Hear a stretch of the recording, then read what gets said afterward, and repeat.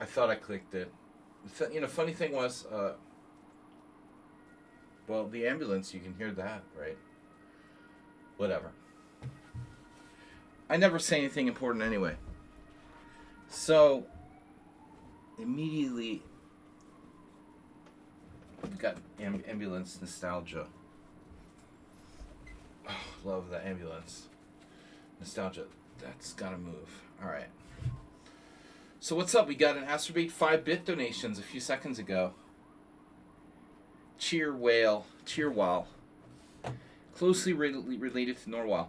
Just when you don't think that Lichess blogs could get any worse, they literally get worse. I'll buy like a lifetime donor. I'll be a lifetime patron if they freaking make the blogs disappear from the front page. I swear to God. Now there's like Indian grandmasters you've never heard of, like advertising their chess camps in Lichess blogs. It's I don't know. Now it says like once you open the blog, it says like contains promotional or sponsored content, but why even allow that? Just put it away. Or sexual allegations that have been completely unproven against individual players, like blogs. Now, gossip blogs with unproven sexual harassment allegations and stuff like that. This has gone too far, The Lichess blogs just suck.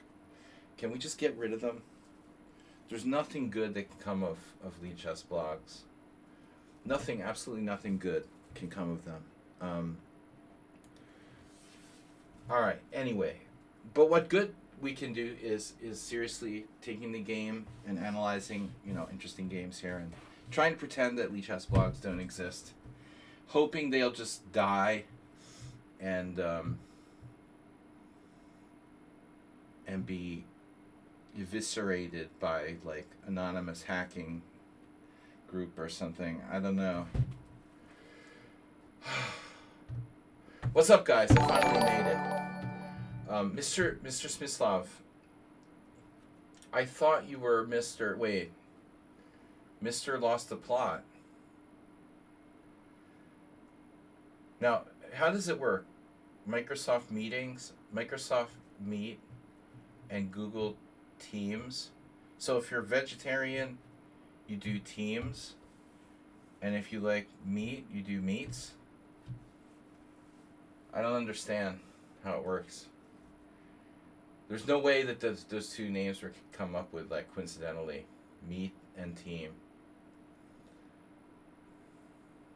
Hey, let's just make ours the reverse of theirs.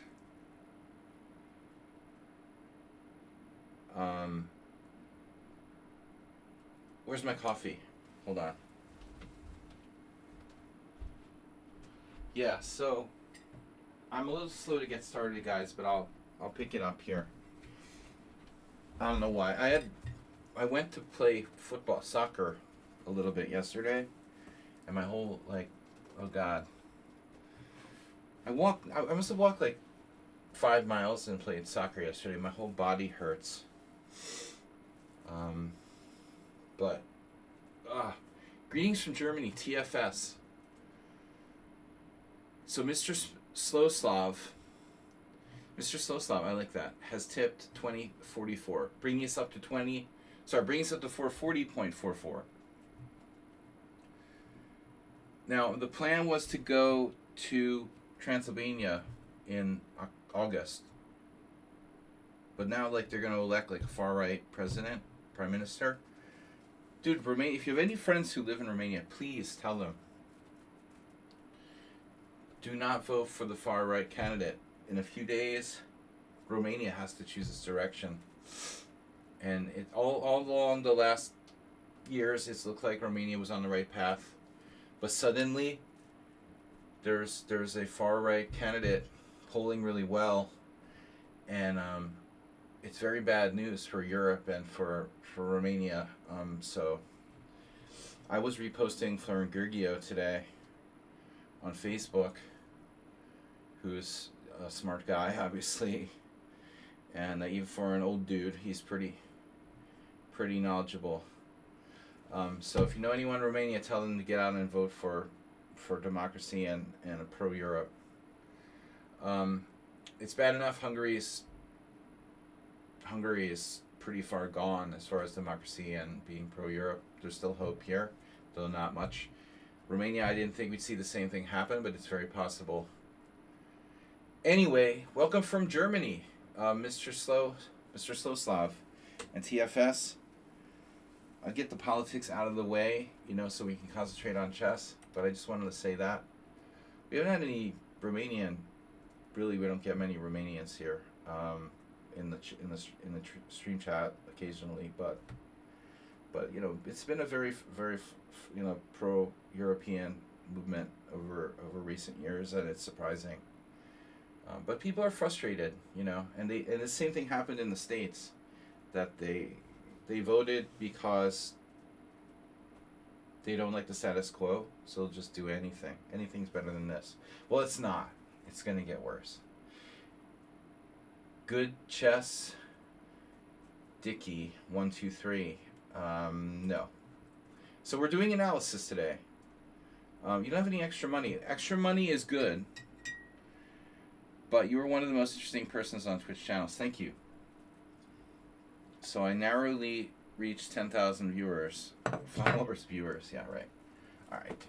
Why is this person doing this? Are you 5 years old? Please don't do this. Don't keep challenging someone. When they decline your challenge, they don't want to play you. I should write a blog about how you're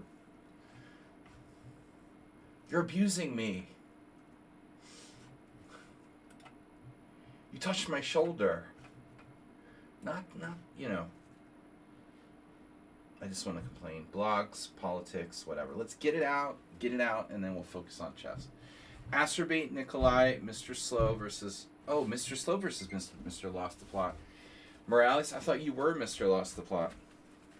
At least you weren't Mr. Lost the Pot. So, Sun Prism, Nefedov, and Mule Skinner so far. Max of 10 games. As I said, played football a little bit yesterday, and my hips are killing me. Physical pain. Exercise. All right. Mr. Slow. So let's start with Astrobate as usual. It's fun, but I want to rethank Mr. Slow for his donation and all of you. Astrobate with 5 bits.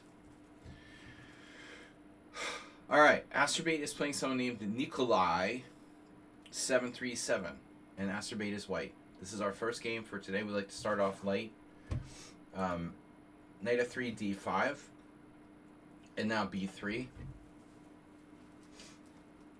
And this is a Nimzo Larsen attack. Black playing bishop g4. An American playing football in Hungary. I know. Yeah, I told the story. I only played football for 1 year when I was like 10 or 11 years old, and we were like half state champions. But I hated it. It was just like running all the time, like back and forth. It was worse than basketball. At least in basketball, I would occasionally make some points, and in football, it was always disaster. Check this guy out, dude. That's the same guy with a different account. Bro. What is wrong with you? Why are you going to your other account and challenging me? What's wrong with you, bro?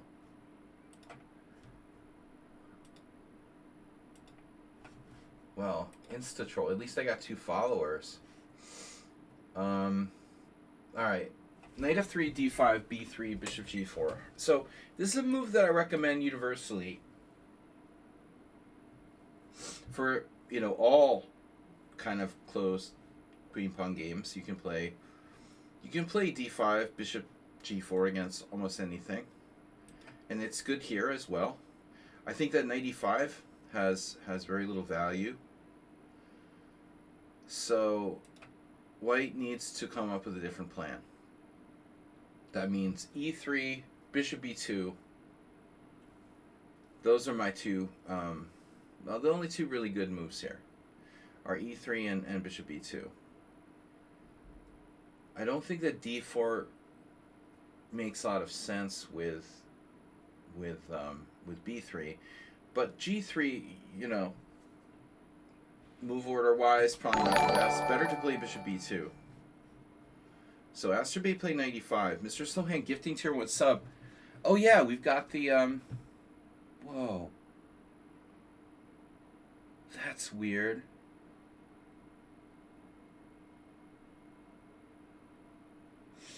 How come I just set up like a channel goal?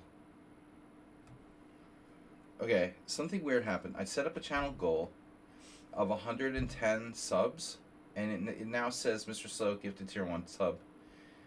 They've gifted X amount of gift subs in the channel, and it says 102 out of 110. How does it start with 102? That's weird. No, sub points goal? Sorry. Sub points goal.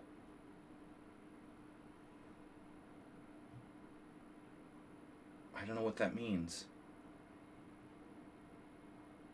I'm confused. How much is a sub point? Anyway, whatever. Alright. Looks like we almost got to our goal anyway. Sub points. 102. I thought like 102 subs. Thanks, Mr. Slow. Experimenting with sub stream goals or whatever. New feature get. By the way, I added this emote. I didn't show you guys the new emote. It's the killer bunny. Can you see this? Monty Python, of course, is, you know, the inspiration for the killer bunny. But that's not a new thing. It's just a rabbit, man. Alright, bishop g4, 95. So I don't think this is a profitable move. This is not plus EV. 95 is equal EV. I don't think it's not a winning, it's not a losing move, it's a neutral move. You gain time and then you lose it back.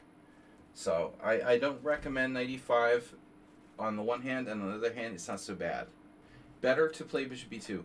Most of the experts like Naka and Jim and whoever, you know, that play b3 all the time, they're going to play bishop b2. On bishop takes f3, you have a choice. You can recapture either way. Probably one good reason not to play g3 here is that if you do play g3, you only have one way to recapture on f3. All right, but by the way, I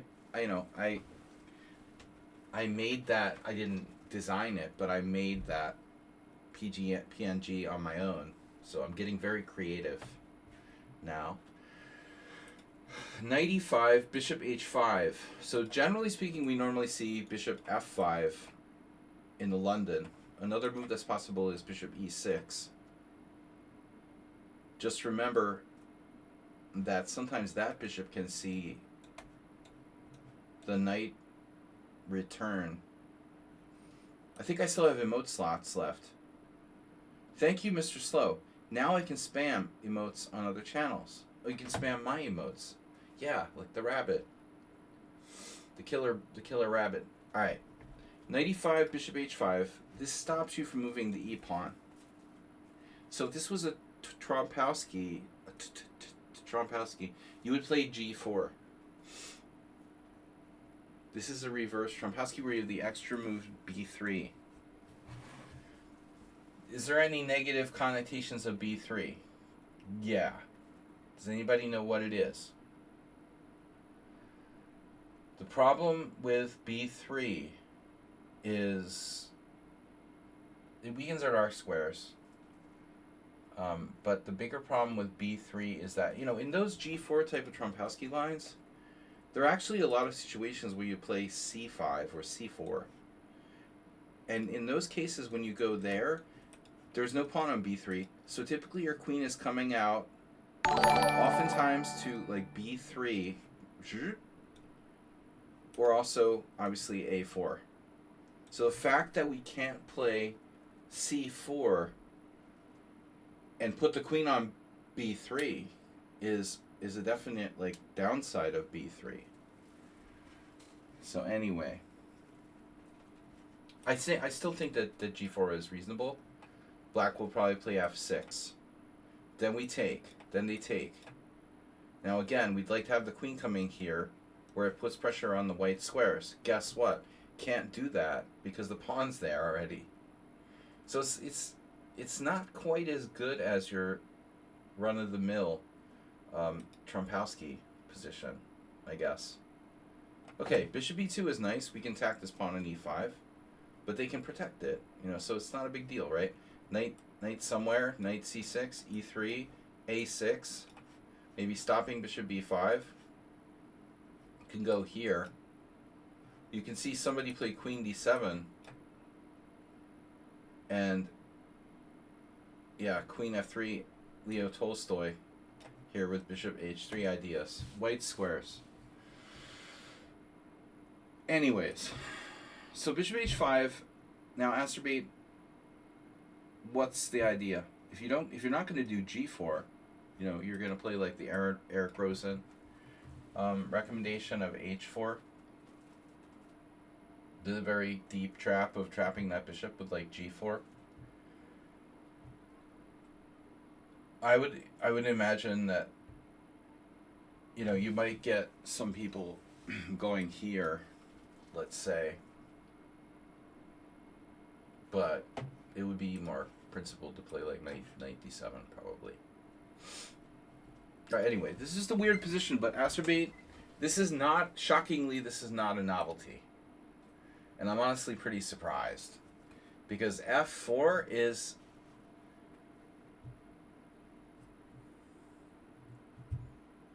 well, maybe not a bad move. I mean, your idea is you come back, and then you're playing a Dutch. And the good thing is that f4 supports e5. Thinking ahead. So, he goes f6. And now you have a very interesting possibility of g4. I think it's probably not clear. So better to go back. If he takes, you can take either way, but I recommend this as a safer option. Keeping the pawns in one island, giving you like queen e2, Jababa sort of stuff. Black's hurting without his light square bishop.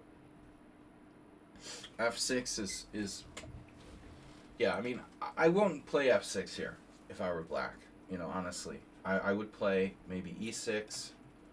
There's nothing wrong with e6. And that definitely stopped g4, right? It's a reverse Dutch after f4. But anyways, f6 not so great. Good move, sensible. e6 now very slow. Bishop b2. So this is good. What you did is good. You're focused on e5, and we're not afraid of bishop takes f3. Now bishop d6, and now your pawn needs to be protected. So you have a choice, the two ways of protecting it. And I like what you did, although e3 is fine too. With e3, you're playing a Queen's Indian, and your plan will be to go here and break the pin. Fine. g3 is good too. And now he takes, and now you take, and now I think what happens? Hey, Astrobate, what happens when someone gets doubled pawns? Remember? What happens every time someone gets doubled pawns? Some loses a soul, or tooth falls out. What happens?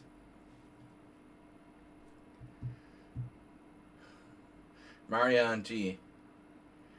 What happens every time a pawn is doubled? Back to class, yo. The dude's sleeping in the back there. Everyone who gets a double pawn gets... What do you get with a double pawn? A free bonus? $50 deposit bonus? You get a half open file, right? So we have the half open file that black doesn't have any half open files. Notice? This is an awesome half open file, right? Boom. Take. This is also good. Notice we're blocking our bishop, but not a big deal. This bishop has some potential. Queen e2 is an excellent move. This is a good move for him. If only our bishop could jump over. Now here you should seriously consider bishop h3. Because this guy is going to have, I think, issues developing after bishop h3.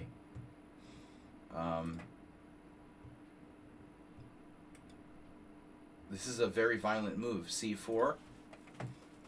Azerbaijan playing a double Dutch. Okay. Attacking those light squares. The only problem is this is controversial because we're gonna end up with a bottled up bishop on b2.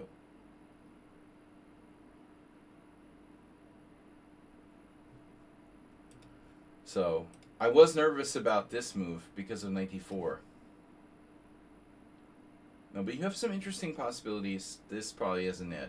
There's too many problems. So c4, d4. Now you're playing a Benoni of sorts. Your bishop could recycle later. No, this is getting a little too similar to one of my teammates' games from the World Senior Team Championship. I still think you're good though. I don't really like knight a3.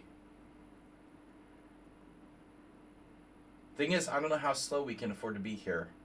I've often criticized Azerbaijan for this type of move, but it looks like this is the type of position where maybe a3 is worth considering. If he plays that, for example, I don't know. You know, it doesn't look right. That doesn't look right. But a3 looks pretty solid. Alright, knight a3. Problem is, okay, nothing here. Black can play like a5. This is similar to what happened to my teammate, Michael, last year in Poland. Knight b4. It was ready, but it was structurally similar. d3. And now queen e7. And he's threatening this. And yeah, you're lucky you have knight b5. This is a big, big move. That unravels the dude's whole plan. Right there.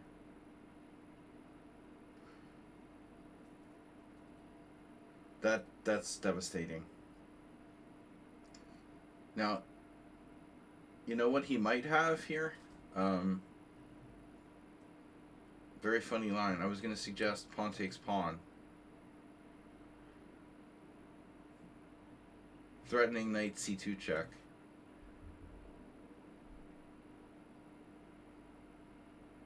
I suppose, you know, you have some reasonable answer.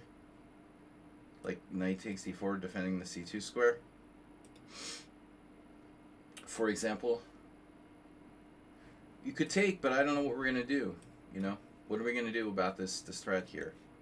You'd have to make a very awkward move, like king d1 or something. Or you'd have to help him develop with like queen takes, jack takes, and play king d2. This is fine, but you're down a pawn. And maybe two. You know, I don't know that this is gonna cut it. We're down 2 pawns. So Azerbaijan, I still think like a3 would be better. And then, you know, plan on the standard Benoni type development, like d3, knight d2. a3, a5, d3. Knight h6, knight d2. For example, something like this.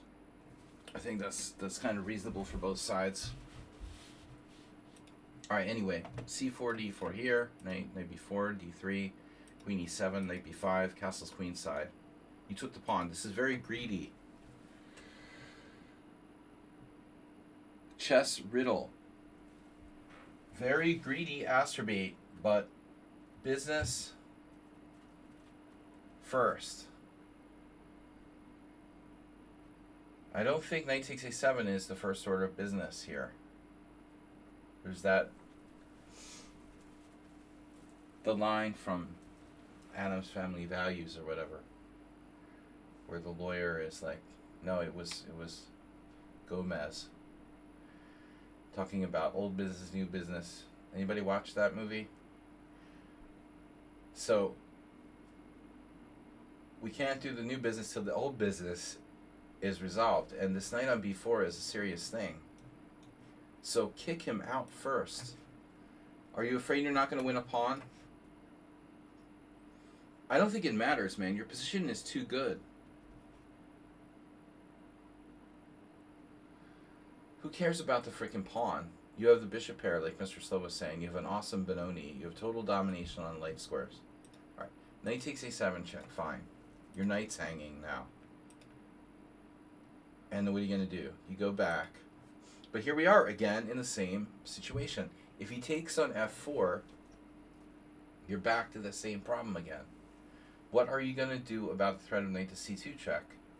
You can, you can lose a pawn back if you want. Castle queenside. Knight takes a2 check. King b1. Knight, I don't know, here. Maybe, but it doesn't look that convincing to me. I'd rather get that knight out of there. So you grab a pawn. It's kind of materialistic. Come back, and then black just plays like really, really robotically. Very bad move. I mean, this is an opportunistic chance for him to take advantage of, knight here. Because this is a multiple, he's got multiple threats. But I mean, look at the king side. He takes out your f4 pawn, and now he's starting to take the pawn on g3 too. Trading queens, threatening knight c2 check.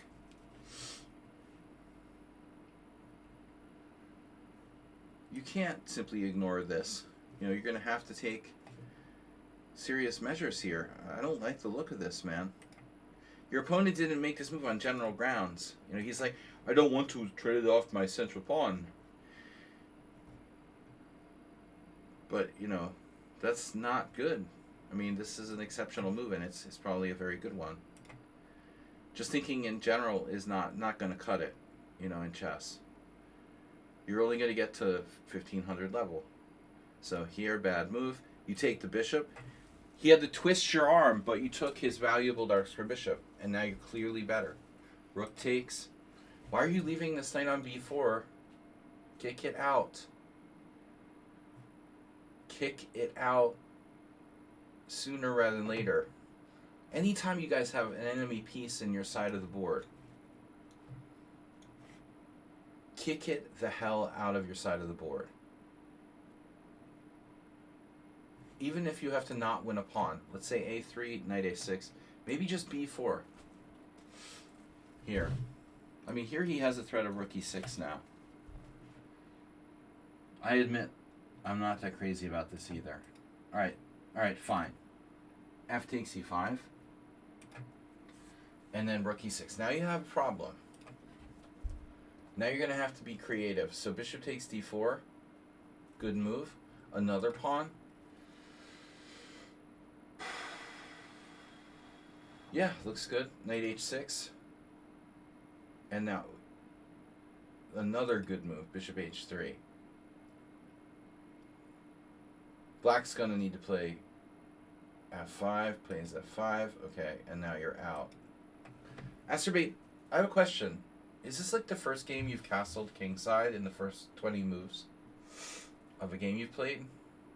In like the last, I don't know, 20 games or so we've seen? I don't think I've ever seen him castle kingside within the first 20 moves of the game before. Very rare. But this is like gelled. You just totally gelled. You managed to play without even kicking knight off of b4. Now g5. That's a good move by your opponent. I don't understand why you refuse to kick the knight off of b4. Like, you absolutely refuse to do it. Almost like it's on purpose. I see. So this is a sneaky trap. Ooh. And he has knight takes d3. Ah, this is a really bad move. Not only missing, the simple solution to the problem a3, but also walking right into knight takes d3. And that picks off e5 likely. He'll now be tripled on e5, and the check on a7 doesn't do much. So Astrobit got caught playing for cheapos after g5. But man, I mean, your center just rolls him up. Even just a3, knight a6, bishop b2, and game over. He should probably try to stop you. But ultimately, whatever he wants to do over there on the king side is fine with us. He's lost here. 2 bishops versus 2 knights, and you're going to roll him up in the middle with the pawns. But you got tricky with queen f2. There's a blunder. He misses this move. So perfect. And b5. That's the worst move of the game. Right there. By a long shot, right? We should have a vote every game. Like, the worst move of this game was, I vote for b5. It loses a knight. It looks like it loses a knight. But the important thing, he defended against the totally non-threatening check on a7. Bishop c5, and he still doesn't see knight takes. So let's say knight takes, bishop c7, knight takes. Dude is still in the game. Bishop d6 check, takes, knight takes check, king g2, g4, and your pawns are so good that you're probably winning after f4. But yeah, I mean, b5 is the worst move of the game. Then he doesn't see tactics. And now it's over. It's a little late for that. Yeah. Ooh. And a nice mate with that bishop heat. Bishop pair. Alright, that's mate. Interesting game. So Mr. Slow's up. Mr. Lost the Pot is playing black. So what's the story here? Mr. Slow. 60-30 over the board. No, Mr. Slow. I want to have my latest over the board game from last Sunday team with which we can maintain our being in the current league. You met our final match, secured our staying in the current league. You did not get, demoted or whatever. I understand. I can't remember the word I was looking for, but it doesn't matter. Mr. Lost the Plot is black, so Mr. Slow is white. I hope this game contributed to your team not getting relegated. That's the word I was looking for, relegated. See? If I sleep and I don't drink alcohol for a day or two, get some exercise, we have connection in neurons, my brain works. The Philosopher King 2025 has followed.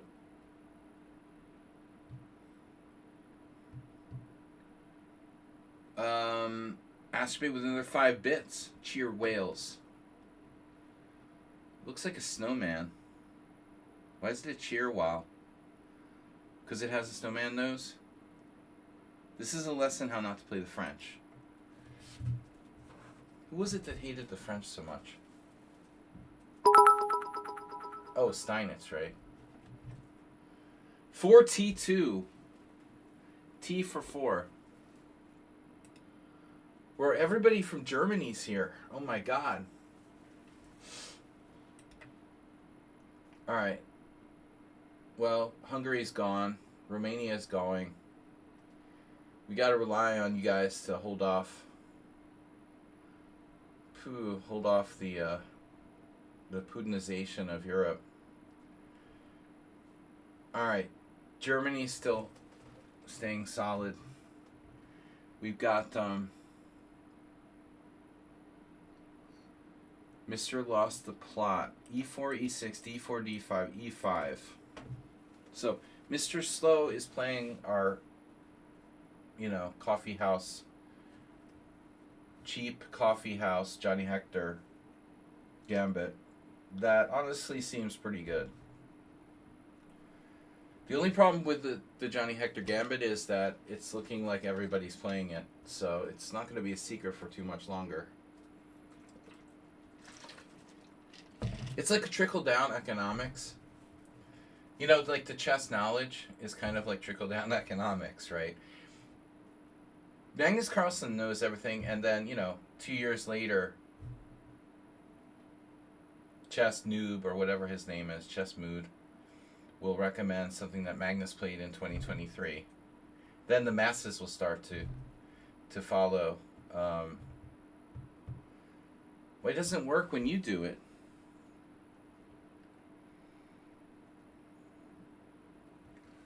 You have to go with something. Yeah. No. I mean, all I'm saying is, I don't know how much longer people will be able to, get crushed in this variation. So C5, C3, and then knight C6, knight F3. But, I mean, Mr. Lost the Plot is losing the plot very early here. We learned this from Jakob Agard, right? The very deep, don't release the tension unless you gain something. Maybe he's like a Trump supporter. I don't know. It's very transactional sounding. I was thinking instead of looking at the tension don't release it unless you gain something. What I wanted to do was understand why people like to release the tension when given the choice, from the perspective of behavioral psychology or whatever. When given the choice of releasing the tension or not releasing the tension, most weaker players like to release the tension. For me, it's okay, why? Because the unknown is scary. And this is sure. This way it can be sure that there's going to be a fixed structure. They don't like having to worry if Mr. Slow is going to take on C5. I don't want to have to think about more than one thing. I can't handle it. I want to know for sure there's going to be a fixed structure. And so that's why people do stuff like this, even though it's bad. Exchanging pawns here is bad for a couple of reasons, but the main one is that you're trading a 4th rank pawn for a 3rd rank pawn. You've all heard me say this before. The point is, this pawn is more influential than this pawn. Why the fuck would it be an equal exchange to trade a 4th rank pawn for a 3rd rank pawn?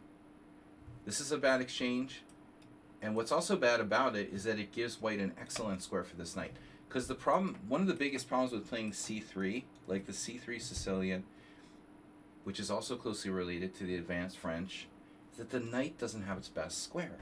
So here you not only upgrade white to having a strong pawn, and you not having a strong pawn. I mean, what happened? You made your C5 pawn disappear. And white gets a good square for the knight on C3. Exactly. My C pawn becomes a D pawn, and your C pawn is gone. So, but they get a check. The problem with a check is, well, there's two problems with the check. Maybe more. I mean, I'm not going to go to the extreme of recommending knight D2.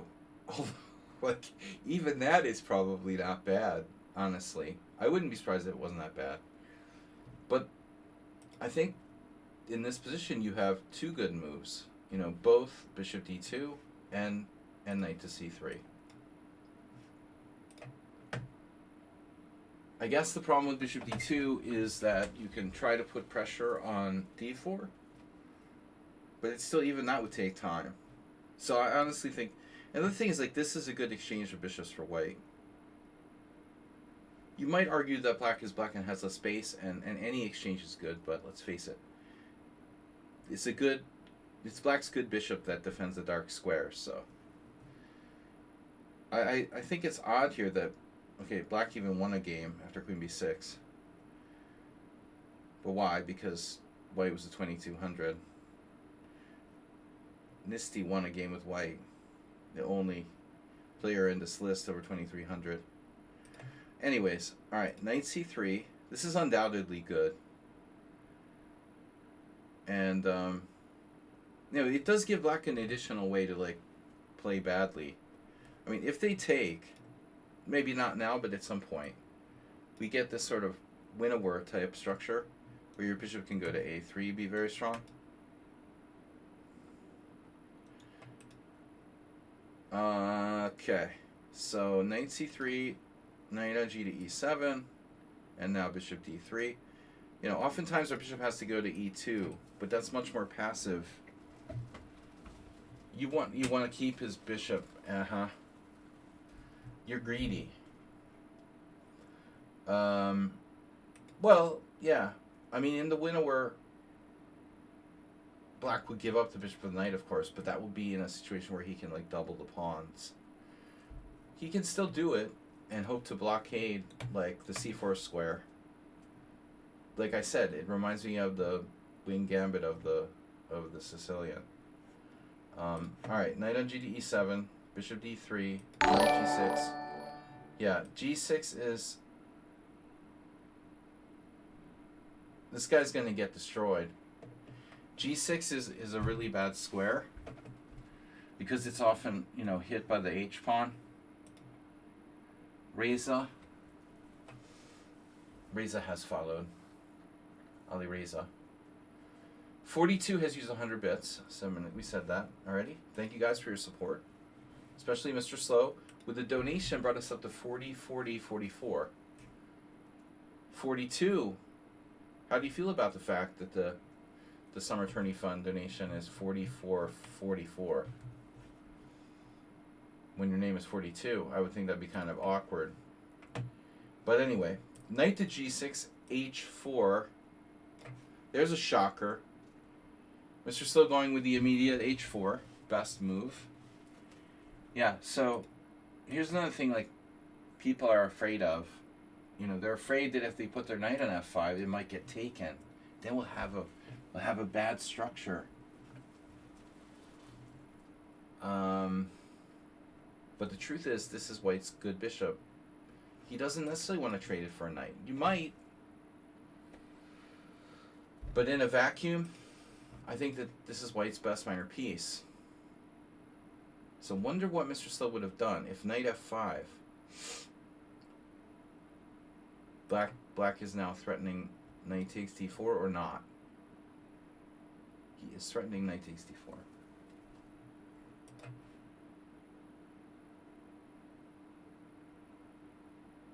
So someone actually played bishop e3. It's a little bit ugly. It feels like I'd like to find a better move.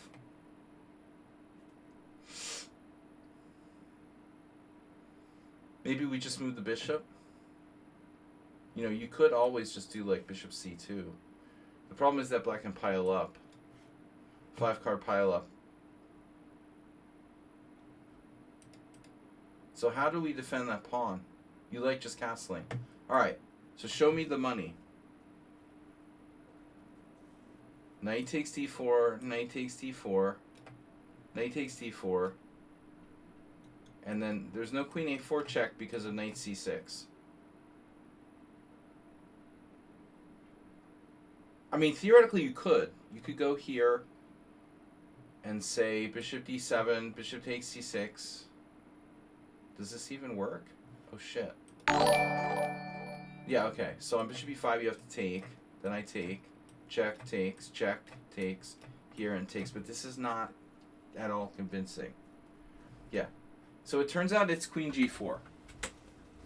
So I didn't see that. This has been played in a game from 1999.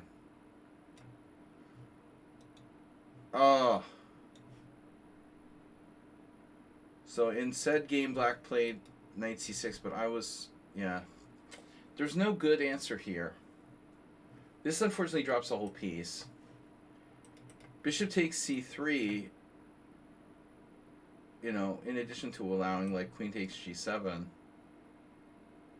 I was just wondering about stuff like this. This intermezzo type move doesn't work here. Yeah.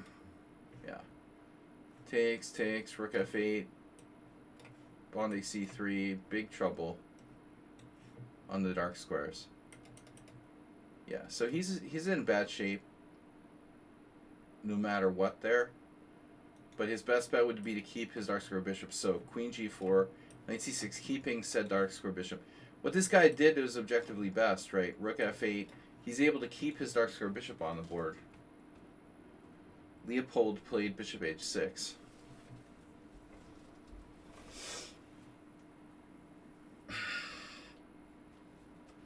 Yeah, white is clearly better. Even though you're not up material, the black king is marooned in the center.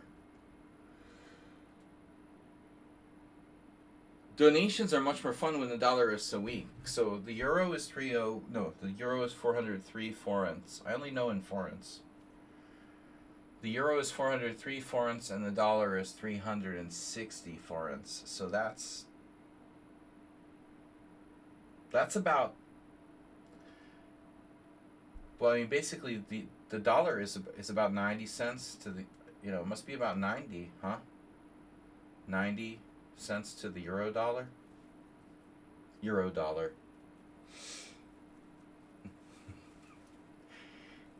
is 90 euro cents or something like that, right? I mean, it's a lot. It's like, it has to be around 10%, if my math is anywhere near correct.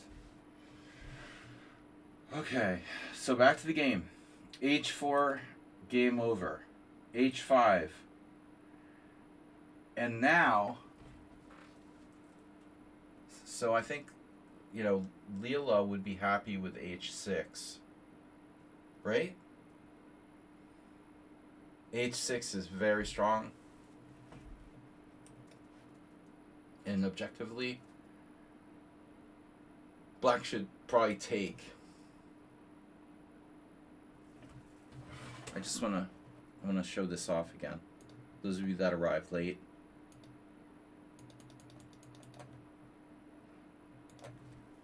I'm going to make some new emotes. That's our bunny. The pond is having a little break.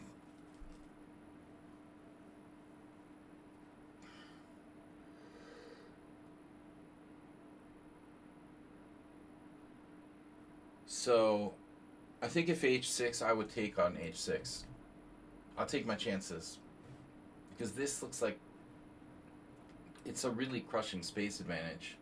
And after something like bishop g5, you might want to quit chess rather than play out this type of position for black. So, yeah, I mean, I guess this is his best shot. Take and like, hope you could castle queenside somehow. Or hope you could somehow generate some kind of threat. It looks bad, though. Honestly, I'm sure h6 is good. But Mr. still goes a3 first. So, what do you think about taking and playing h6 here? Which he does part, but not the whole plan. I think you still have a massive advantage, right? If he takes, it would give him time to play this move. And white is just clearly better.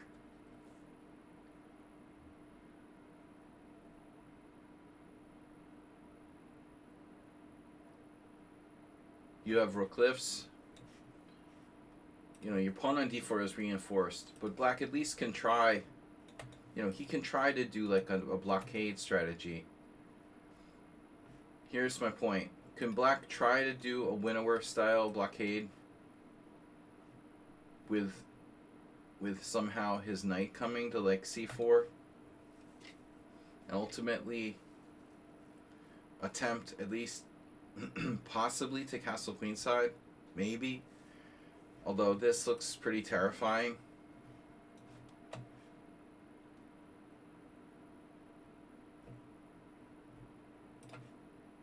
So a3, he chops, but he misses h6. And if there's no h6, it's game over on the dark squares on the king side, which is probably what happened. Yeah, it's slow, and black is still clearly worse, but he has to do it. Like, there's no other way to defend black's position. It's going to be ugly no matter what. Like, you could play, for example, rook h4, or just g4, or rook h3, and white has a clear advantage in all lines. But if he doesn't do h6, he's going to die on the dark squares. That pawn is going to be a killer in any kind of endgame, too. I mean, it's so easy, right? After knight a5, h6, g6, once you get like bishop g5, bishop f6, he moves his rook, you go knight g5, you just take his h-pawn, and then you promote your h-pawn. You're going to have like a bishop on f6. You don't need to checkmate him. You just play like knight g5, knight takes h7, and then move your knight back and go h7, h8, and you make a queen. It's over. It's totally over. There's no way that black can defend this position now. So bishop g5, queen c7, one move threat, rook c1, and then this, which is really sad, for black. But what's he supposed to do? He's discouraging c4. That doesn't matter, though. He's just defending his knight so he can castle queenside. But he's lost on the king side. So bishop f6, yeah. And so if he moves his rook, it's no problem. We just go here. And we're just going to eat Mr. h-pawn. And he can't even castle because he'll drop f7. Or you could just take this. Whatever. Yeah, easy one. This is an easy one. So he castled kingside. Maybe that's a practical try. At least he can protect his h-pawn now. So now we can have some real fun.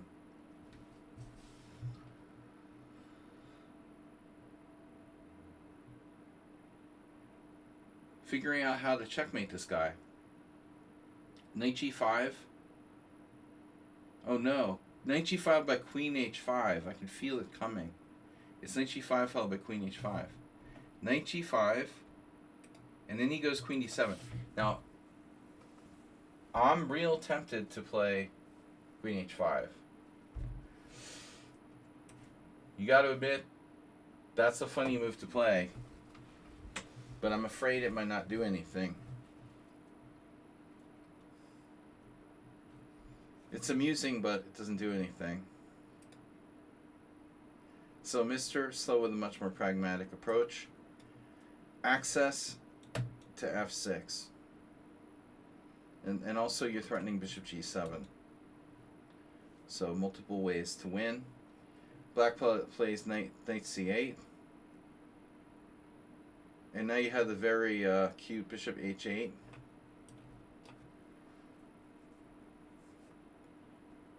However, if you did that, you know what? There's probably a better way to do it. If we want to do bishop h8, we should do bishop g7 first, probably drive his rook away, and then do bishop h8. But it's still, he can avoid queen f6 by playing queen e7. So it's going to take a while to finish him off here. Do you find another method? You played rook h4. Yeah, this is pretty strong. Overwhelming. There, knight c4. We don't care about the a pawn. Rook f4, knight b6, and then it's crushing.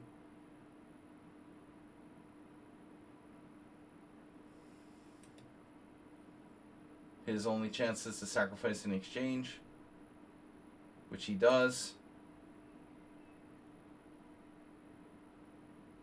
I think rook f6 is interesting, but Mr. Slow came up with something very cool.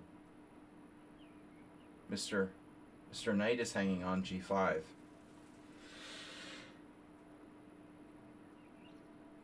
Whoa. Nah, knight takes h7. Wow. So what are you going to do? Play rook f6 and then like queen h5? Oh my god, this is nice. Knight h7. Who said he thought he wasn't a computer? Knight h7, king h7. I didn't I didn't realize you could do this. Oh, very nice. And so he gets mated if he goes up. So he has to take with a pawn. Or go to G8.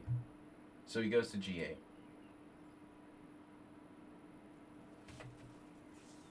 Damn, that's elegant. That was elegant. Yeah, he's clearly been influenced by these great players that he studied. Rudolf Spielmann, Velimirovich, etc. Yeah, I don't know if I would have found knight takes h7. I would have clumsily been playing like rook f6 or something. I was still trying to play like queen h5. By that time, I mean, maybe black would get an iota of counterplay. Although, you know, you're definitely winning here too. Let's see what the best move was. Was knight takes h7 the best move? Clearly the best move. This is like blowing out the wheels of a car. There goes the front tire. The car can't, you know, continue on the road after knight takes h7. It's a front wheel blowout. There goes the front wheel. And now you could also play bishop f8 first and reverse the move order. So it works either way, but this is technically the most accurate. Bishop takes g6. And now if f takes g6, yeah, we win the exchange. I'm a little surprised he didn't do that though. You know, he has to try that. Asterbate with another 5 bits. Where are you getting all these bits from, man? So, bishop g6, check king g8, and then bishop f6. And now h7 mate is threatened. So black has to give up the queen. And he resigned instead. Okay, good game. Good game. Very easy. This is a intermediate beatdown. You know, strong to intermediate player beating down the weaker player with a very nice and elegant style. All right, now we've got more games. Sun Prism is here. Morales is like almost never here during these things. We've got, in addition, we've got Nefedov and Mule Skinner.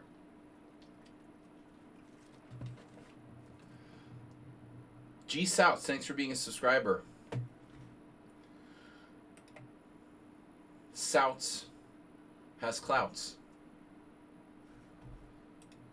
All right. So without further ado, Dermahedron. Sun Prism against, Sun Prism with black. So Dermahedron, that's Demacheron against Sun Prism. That would have been a great radio game, Mr. Slowhand. That would have been a great radio game, Mr. Slowhand. Can you hear me, Nedog? Whatever happened to Nedog? He never comes to our stream anymore. Maybe tomorrow. Tomorrow I'm going to be hosting Blitz with Annunciation, like David Lynch.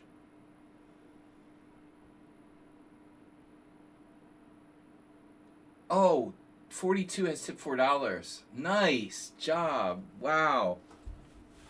Chess on radio. That's a good question. I bet there was. God, I bet there was. I mean, before the television was invented? What about like broadcasting world championship before television?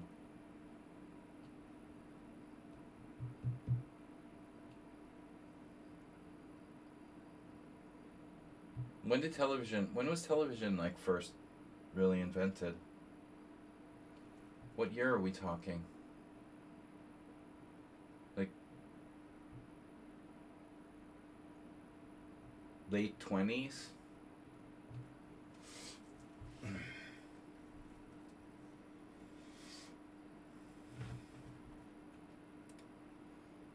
All right, let's take a look here. Oh no, the French defense. In Russia for sure. You know what? Interestingly, Mr. So, I was on an Australian radio chess show.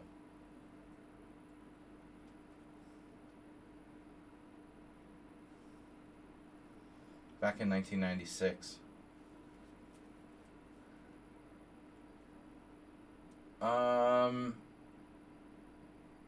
When I went to the Australian Masters, they invited me on their radio show.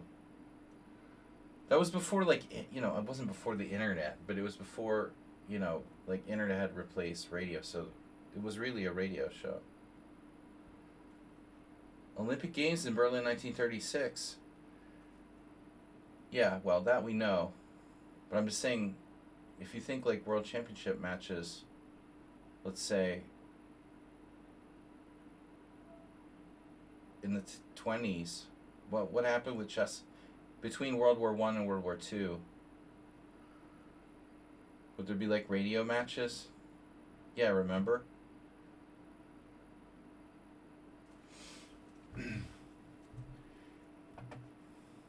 They probably erased... Trump probably erased Jesse Owens from any sort of, like, records. Alright. Oh, we got a notification. Oh, no.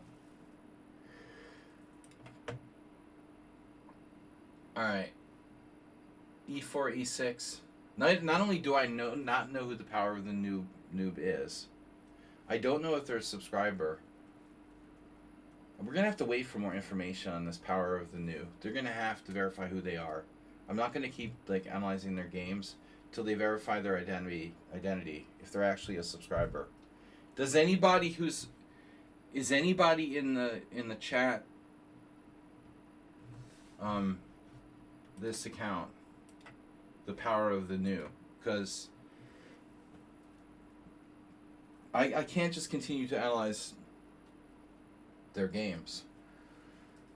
We don't even know who they are. I mean, I know who their account is, but I don't know if they're a subscriber. The analysis is for subscribers, not just some random fan who doesn't subscribe. So I'm going to need a confirmation. In order to do analysis of game, you have to have a Twitch account that's a subscriber to the stream. Alright. Or some other extenuating circumstance, like you live in Iran and you're not allowed to subscribe on Twitch or something. Whatever, But I need to know who you are. E4, E6, knight f3, D5, E takes D5. Ugh. Yeah, it hurts. It hurts to play the French and have people do E takes D5, doesn't it? Anyway, the other thing about the power of the noob was, like, they started sending me, like, really kind of crappy blitz games. Like, the last one was just, not even a real game. Just kind of crappy. Half the game was just time pressure. E takes D5, E takes D5. Whatever happened to Schumacher? He hasn't been on lately. Maybe he's busy with law school. E takes D5, E takes D5, D4. And now, best move. If I had known how to play the black side of the exchange French better, I probably wouldn't have lost to Maxime Novik 2 years ago in the World Senior in the last round. It ruins your day. I know. I had this friend who felt the same about the exchange variation of the Spanish. Once we went to this tournament, and he was black, and he was like into playing like the Marshall Gambit. You're like black. You're hoping to win like the under 2200 section. The dude plays like the Spanish, and then they do like bishop takes c6, and you're just like, oh, yeah, it's devastating. Nottingham, 1935. Chess Radio. I could do a podcast. Alright, D4, bishop D6. Yesterday I was on the bus with my kids, and there was some British people sitting behind us, bro, their accent was so out of control. It sounded like they were speaking like Danish or something. I was like, my kids were like, "Oh, it sounds like Wallace and Gromit." I was like, "Come on, Wallace and Gromit doesn't sound that bad. Wallace and Gromit is like Yorkshire. You can kind of understand that." This was insane. Like, what's the most extreme English like accent? I don't know. Dialect or whatever. They were speaking English, but it was like I didn't even know it was English. I guess I think it wasn't Scottish because I kind of I can recognize people who have a Scottish accent. This was like English, but it sounded weird. Welsh. I wouldn't even know. Doug Llewellyn. You know, I was thinking Astrobate game show host, Doug Llewellyn. Game show hosts with Welsh names for 300, Doug. Alright, anyway. I get distracted. Birmingham? Uh-huh. Someone said Birmingham. One of my kids suggested Birmingham. Tony Miles was from Birmingham.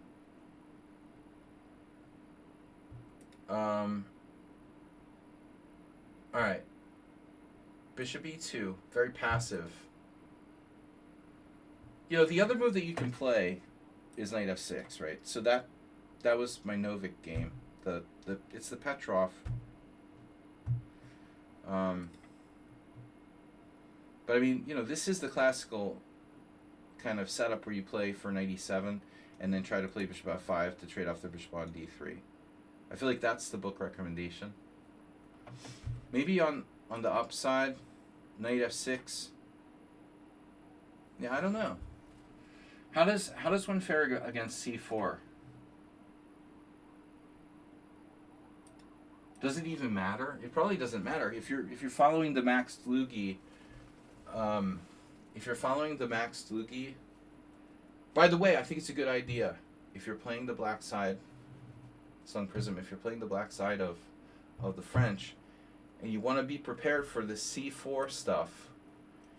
That is basically it's accepted Queen's Gambit accepted. So the Dlugi setup, you know, is everything based with bishop on d6. But anyways, it probably transposes either way. This is a terrible move. Okay, white is black and black is white now. Richard Brenton. Dartmoor. Dartmoor's not in the house tonight. And Richie's. The Richies aren't here. Richies never come on Thursday nights. I think it's a conspiracy. There's no dicks on Thursday night. What's that about? Yeah, so when he plays bishop e2, dude, I've tried everything in Blitz. I've done this. I did this like a couple weeks ago in an offhand game.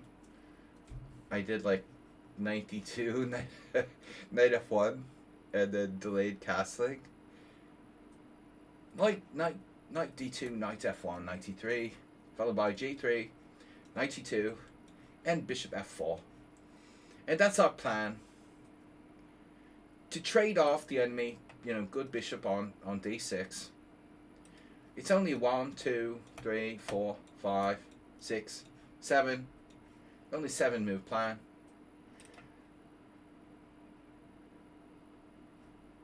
So you went with knight c6. Check out the stats here.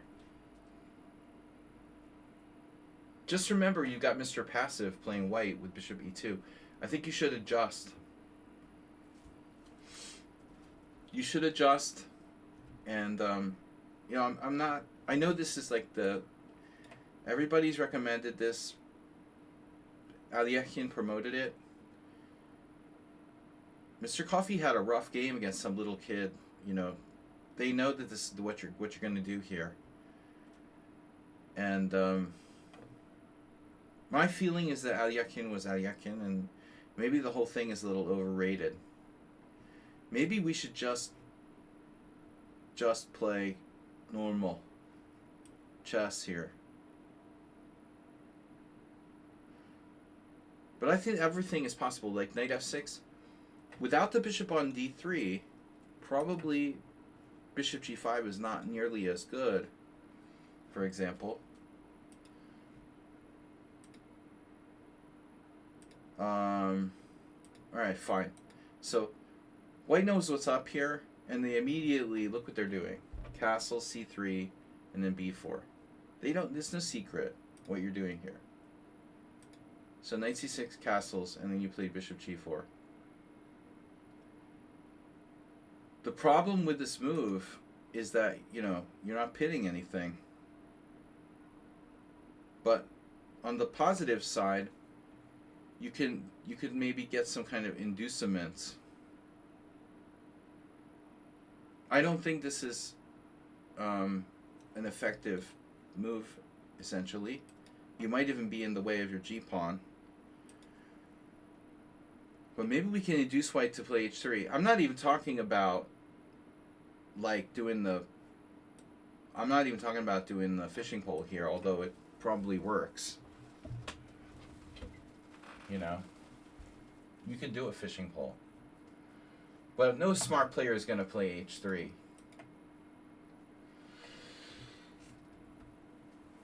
Yeah, I mean, okay, bishop f5 is good too. Yeah, bishop f5 is good too. Yeah, I guess I like it a little bit better. It feels more effective. No, if his bishop's on d3, then absolutely, right? Well, if his bishop's on d3, you don't have a choice. You have to go to g4 because f5 is not available. I agree. I like bishop f5 better. Or you could do a kind of waiting game where maybe you want to keep them guessing. It's always advantageous to keep your opponent guessing. Here's another thing that came up in a game I went over with Mr. Coffee, where he had the black side of an exchange French, and the opponent did something like that. And then there's this issue where, I'm afraid that they have this knight b5 move. And so maybe we have to play a6 to stop that. It's a little concerning that at 2470 played the exchange of the French with white. Okay. Whatever. You can also give up your extra bishop if you prefer. Alright, anyway. Bishop g4, c3, and notice there's a Laputian game here. Malisauskas playing for a draw, I guess, against Laputian, one of the best French players of the last, 40 years. But that's funny. There's two Lithuanians playing this. That's kind of weird. And both with bishop e2. And 7 years apart. Isn't that kind of strange? Myers? Or is he Latvian? I don't know. He might be Latvian. Close enough, though. They share a border. It's a Lithuanian attack. c3, queen d7. Gotta watch this knight e5 thing. Rook e1. Vallejo won with black back in 99. Okay. He was an IM around that time. I remember playing Vallejo in Blitz on ICC when he didn't have the GM title yet. Queen d7, rook e1. Your opponent played knight bd2. You castle queenside. Surprise, surprise. b4.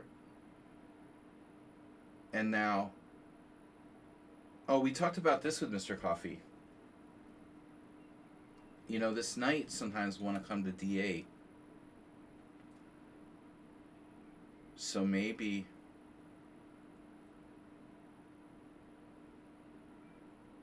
It's not so relevant yet. But maybe we don't automatically do like rook a e8 or h e8. In fact, like, this might not be such a stupid idea. But I think normally you would go here. I don't think you should be worried about f6 yet. Develop your knight first. If this is probably not a big deal. Develop your knight first. If he plays b5, you have to choose, obviously. Probably b8 because knight a5, knight b3. Unless you might be able to pull off something like this. But you definitely don't want to open up the A file, no matter what happens. I'd rather lose a pawn than let that happen.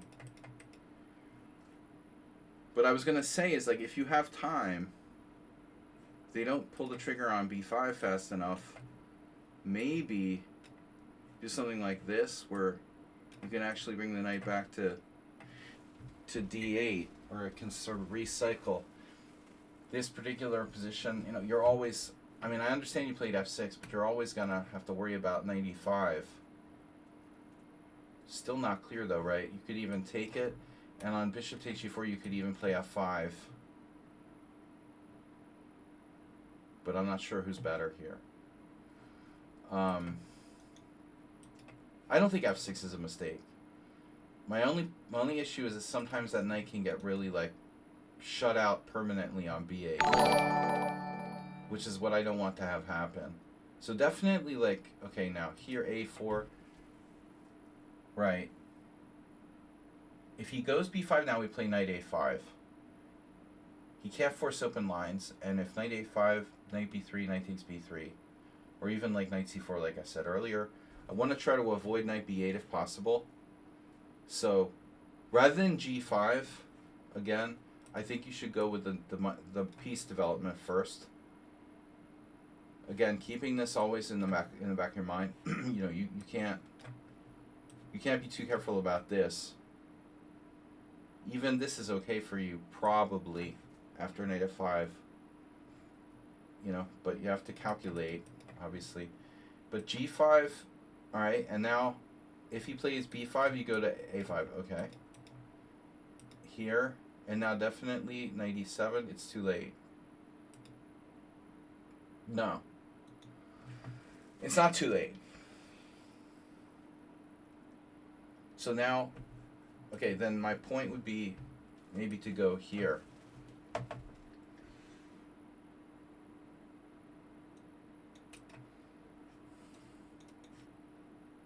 So what I'm wondering is, how are we going to defend our king? On, let's say, knight c5, takes, b file.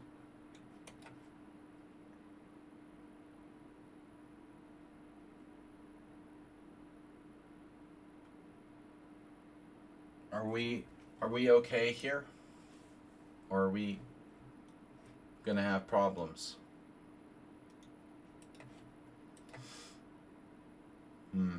Wow. Only a6. That's not a lot of moves that are good for you. Move is forced. Wow. Yeah. Otherwise, you're going to get rolled. I wasn't sure if we could keep this protected. But, there's an interesting thing here. Again, if knight d8, you have this. Well, this particular version may or may not work. But I'm just illustrating some possibilities. Even this isn't clear. Two bishops. I think, yeah, this is actually clear. You're going to get spiked. You're probably losing here. We can't be too careful. And I think this long castling stuff is slightly overrated. But if you do it, you've got to know exactly what you're doing. So a5, h5. And now, so b5 is the problem. Now your knight has to go to b8. And I would recommend going here, and if b5, knight d8. That way, The knight helps protect here. A6, B6, obviously. If B6, I think we can do A6. It's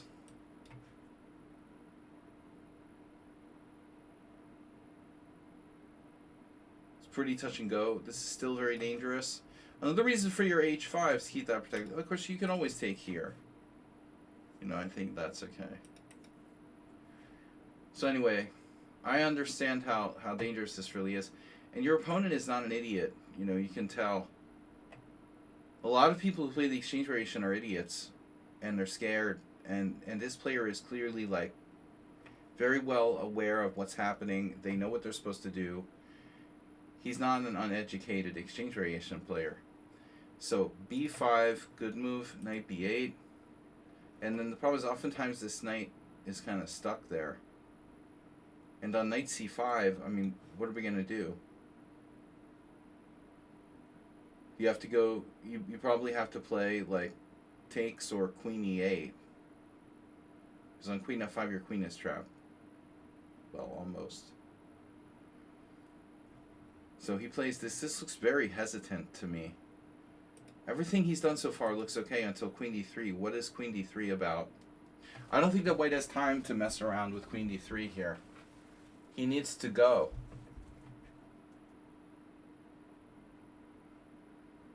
Knight C5.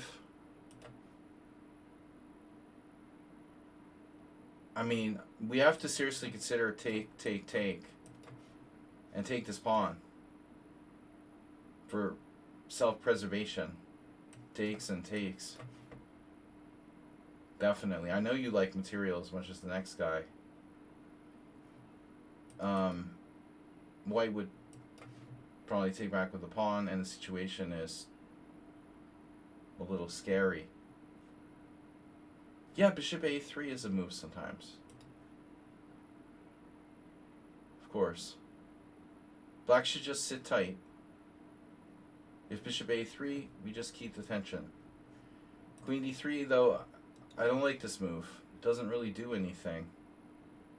Except put his queen on a square where it's sort of exposed to attack now. He's giving you additional options like bishop F5. Why give you additional options? Bishop F5, idea H4. This actually looks quite promising for you. He plays H4, B6. And then you definitely don't want to open the A file. And you can't just ignore it completely, so the following is basically forced. I mean, you do have to consider this, right? CB, AB, A6. That's like a Sicilian on the king side type thing. The general rule is any type of move around your king is best to avoid. In general, in these type of pawn storm situations, I know from playing the black side of the Curies attack, if possible, don't move any pawns at all. The problem is you can't do that because of like the knight on B8 and he's like taking on A7. If your knight was on D8 and your king was on B8, you might be able to just not move anything, and then, you know, if pawn takes A7 check, obviously you can use it as a human shield with king A8. This knight on B8 isn't helping us. A6 is a threat. So I think what you did is probably best. Yeah, as Mr. Tripchance pointed out, like that type of move is possible, but I don't think you should, like, under any circumstances take, because then the knights come to C5 very strongly. If he plays bishop A3, we're gonna just let him take on, you know, on D6. But now your knight on B8, the problem with B6 and A6 is now your knight on B8 is gonna come back. Checkmate 944. Thanks for the sub, prime sub. Here white releases the tension. B takes C7. Now the problem is your bishop is the only thing guarding C5. So if you take with the queen, perhaps you could use your b8 knight to guard c5. You took with the bishop. You've got astromate threats on the king side from the offensive perspective. But I mean, what are you doing about knight c5? So that's the point. You're playing queen d6. How many moves in a row can you play? Right? So how fast can he do this? By the way, Dr. Chip Chance has, pointed out the perfect move here, right? He stops queen d6 and he makes knight c5 stronger, in a sense. That looks logical. So, the dude's move is nice, but it kind of plays into your hands. Okay, he has queen b1. Another reason why queen d3 was stupid. Because he could have put the queen on b3 in like one move here. How the hell do you defend against queen b1? Well, you have b5, but that's really ridiculous. b5, pawn takes b5, bishop takes f3, b7 mate. Not liking that option. Alright, so if queen b1, you'd have to play queen c6, clearly. Yeah, this is only move. Only, but what? Man, this is also very dangerous. Luckily, after knight e5, you have bishop takes e5. D takes e5, or bishop takes g4 check f5.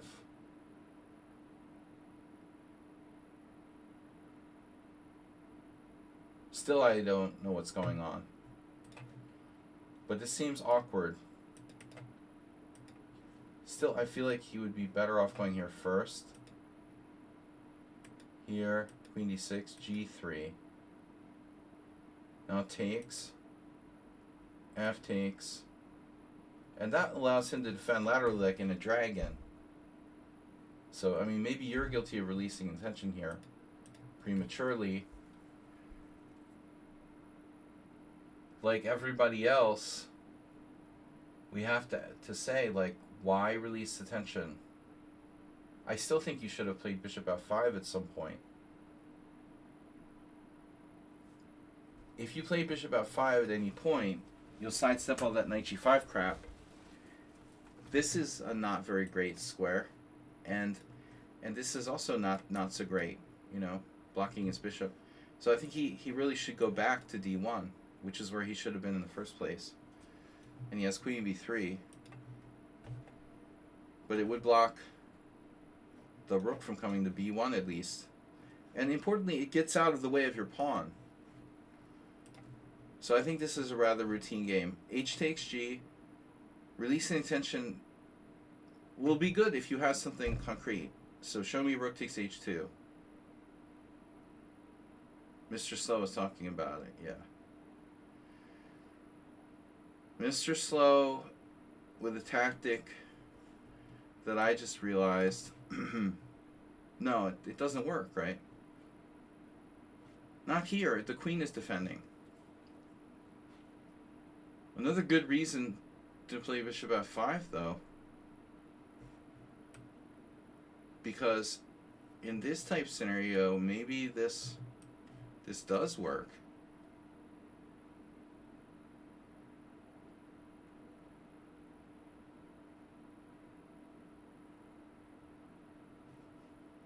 It's a good reason to drive the queen off of this line. So he has to play queen e3, keeping in touch with g3. I'll be in touch.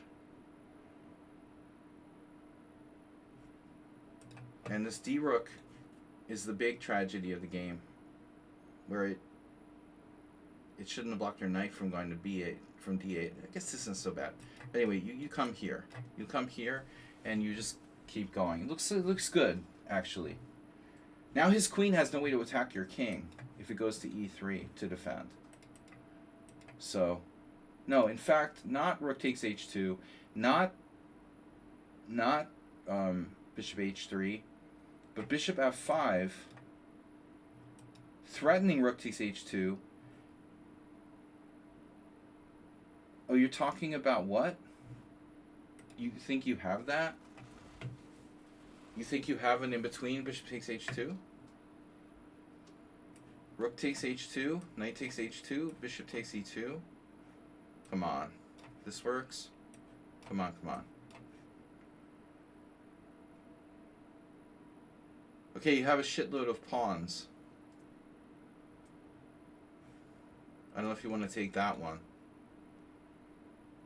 I think I might pass on the c3 pawn. This is winning for white. No, Mr. Slow. You need to tone it down. Yeah, I like bishop f5. Starting with bishop f5. Seriously. If he goes anywhere but e3, you win with rook takes h2. And if he goes to e3, then he loses his ability to threaten b7 with the queen. And you can just go like here. And now you've got all kinds of threats. And white has no counterplay. And he has to play something awful like queen f2. The guy probably has to play queen f2. I'm saying this. So, yeah, I mean, Dr. Tripchance, the rook takes h2 is fatal. This is the best way to do. But maybe it's not so easy for you, you know. It looks good, but the front-loaded queen having a little trouble breaking through that barrier there. And meanwhile, knight on c5 is extremely strong. I'm not so sure about this, actually. In fact, let's go back a move. Let's cancel rook e8. Let's cancel rook e8, and let's go with something more interesting. Rook h3 is very interesting. No? No? Slight threat. We have a minor threat to rook h3. g4. Not a huge fan of g4, unless it works.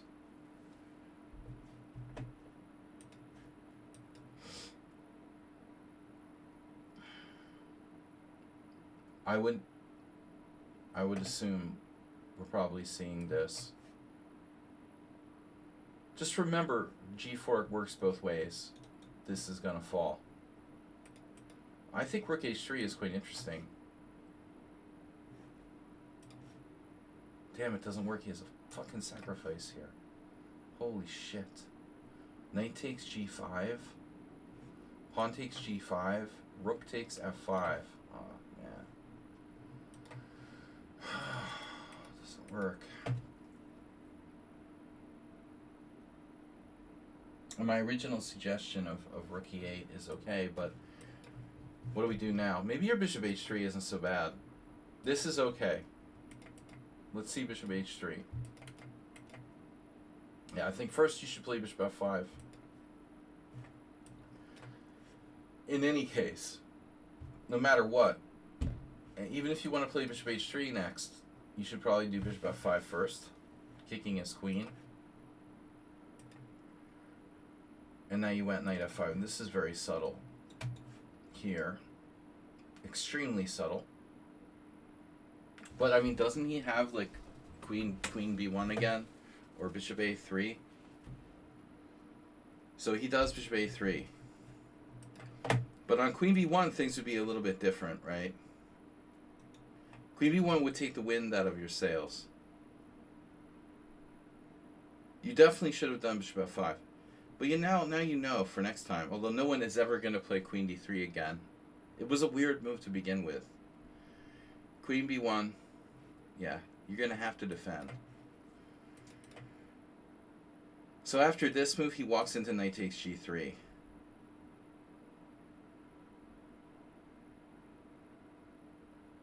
And that's a major blow, although It may not be fatal.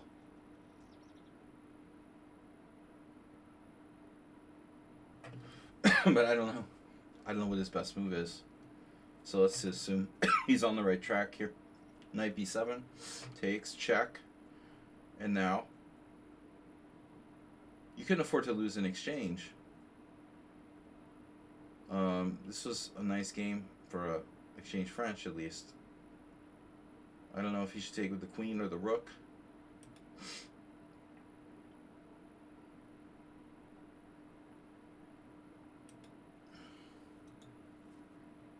Greedy.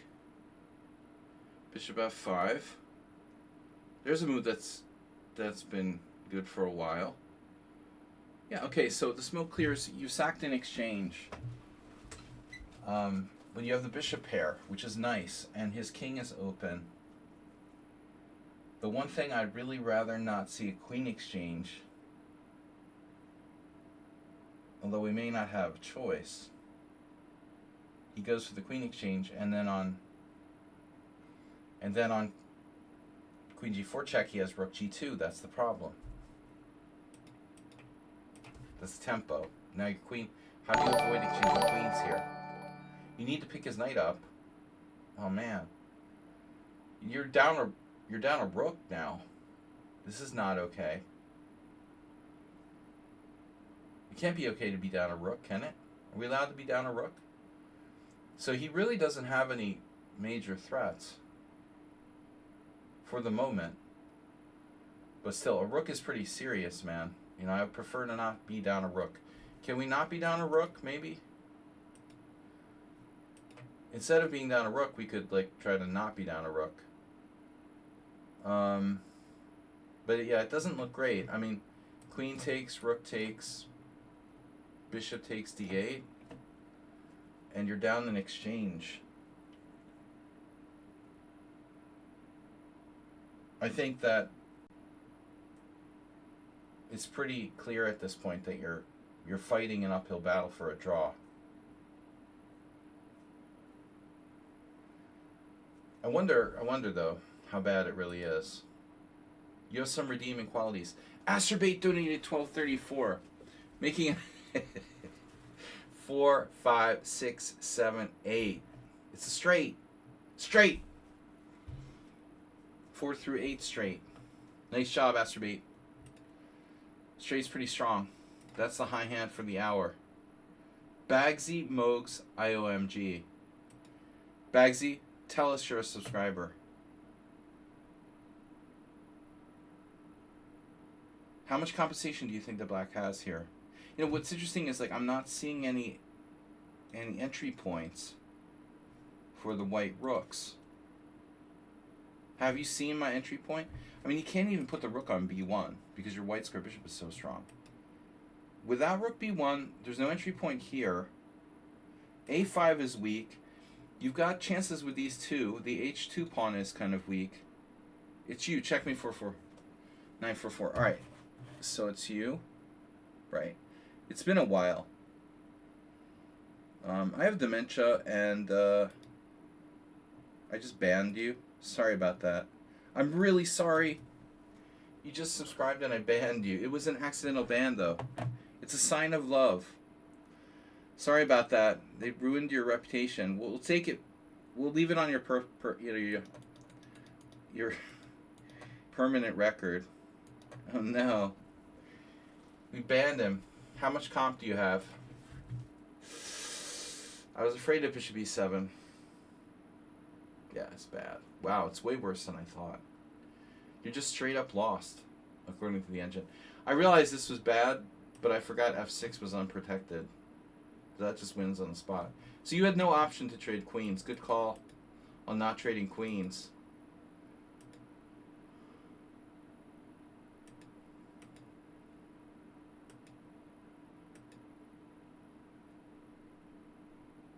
It's not enough, though.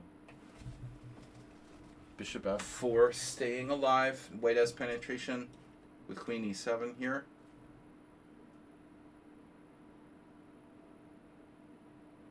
Queen e7, queen f3. That's pretty scary. if queen e7,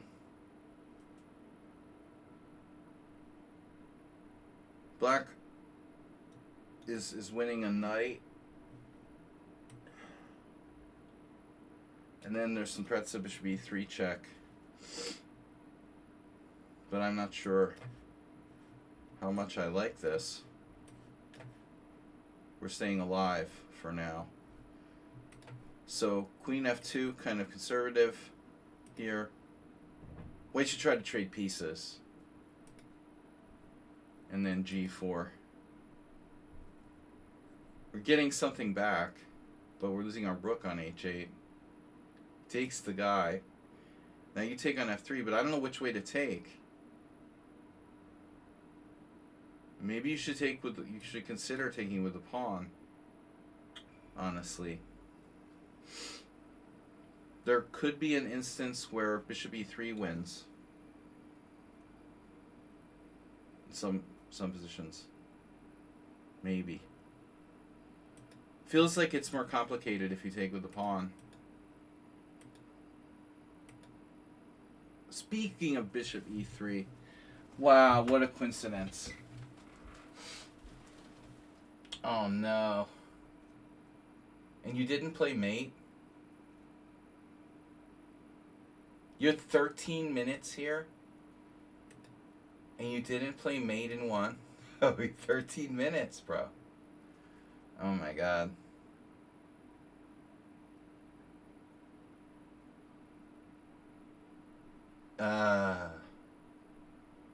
Inherently materialistic. It's funny that he missed the mate too. I mean, what's he supposed to do though? He has to play rook g3.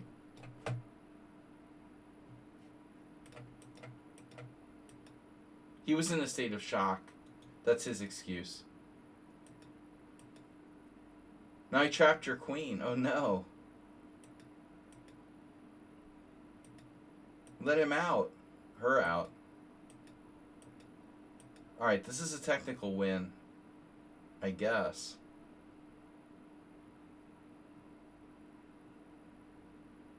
I really don't think that white can do a fortress draw here.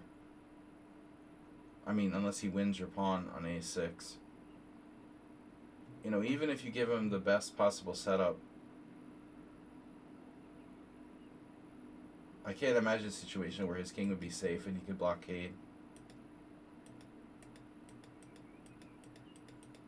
Yeah. Alright, lucky. Interesting game, guys. I'll be back in a minute. Checkmate 4 to 4. I'll put your game in there. And Power of the New, I got to get some evidence that that player is a subscriber. Alright. Wait. Practice game against the Latinos capped. Alright, there it is. Why wouldn't it let me copy it? Alright, I'll just copy it, whatever. Copy PGN. Here. Learn, study. My studies. Paste. And I'll be right back, guys. Keep the donations coming. Be right back.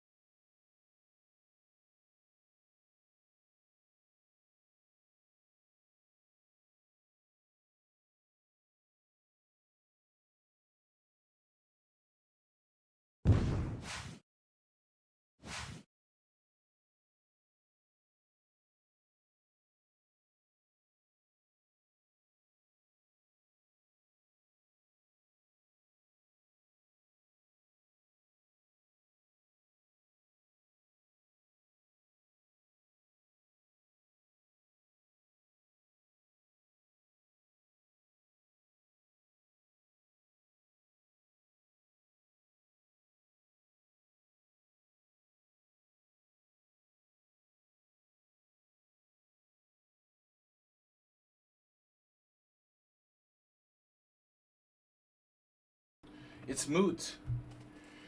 Okay. All the players that aren't here. Saksak draw versus Nefedov.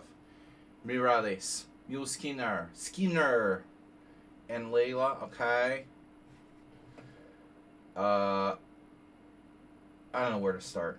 How much time do we have? Another hour? I have about an hour or so. We can keep going. So let's get the hype train pumped up.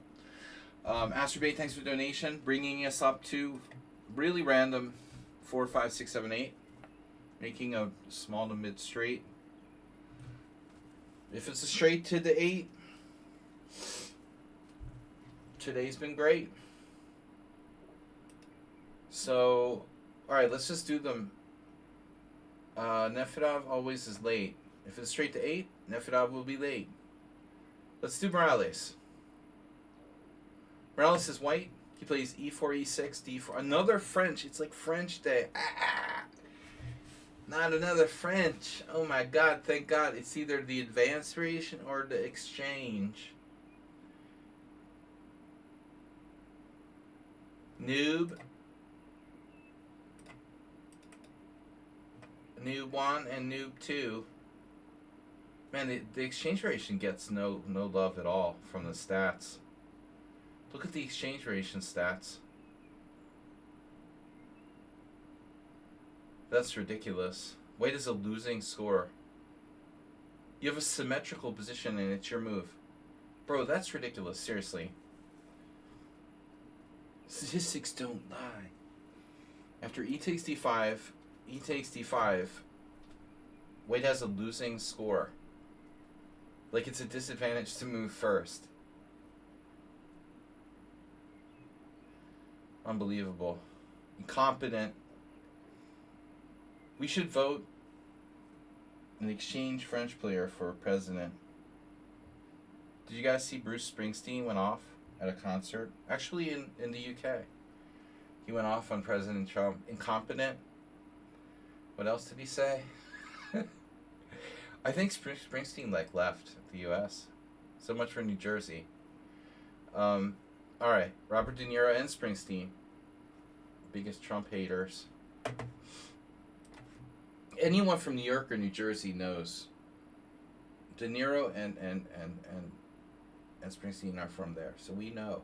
You know, I'm from New Jersey. We know. I gotta go off on my tangents. Sorry guys. Morales is white. I just don't know. Another French. E4, E6, D4, D5, E5. He's gonna play the Mr. Slow. Did Mr. Slow leave us? He's still here. At least his French seems theoretically sound. You get bonus analysis. Wait, C3, knight C6, knight F3. Now, there is no easy solution. Alright, the French... The problem with the French and a lot of defense is that, you know, your king doesn't get to a safe place and you don't have much space. But for a long time, I mean, this has always been considered to be like the main line. And at the end of the day, you know, kind of got to ask yourself, is it worth it to develop the queen so early? It feels fundamentally wrong. I mean, I understand you're attacking b2, and by attacking b2, you know, you freeze his Kuprechik bishop from going to e3 or whatever. But all that aside, if we're talking fundamentals, I mean, it seems much more logical to play like bishop d7.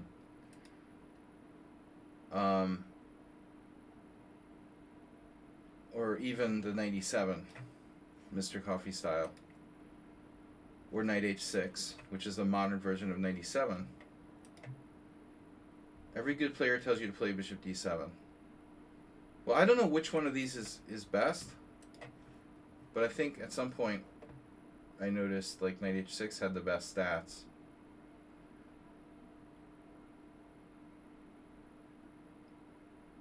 Knight h6 has the best stats.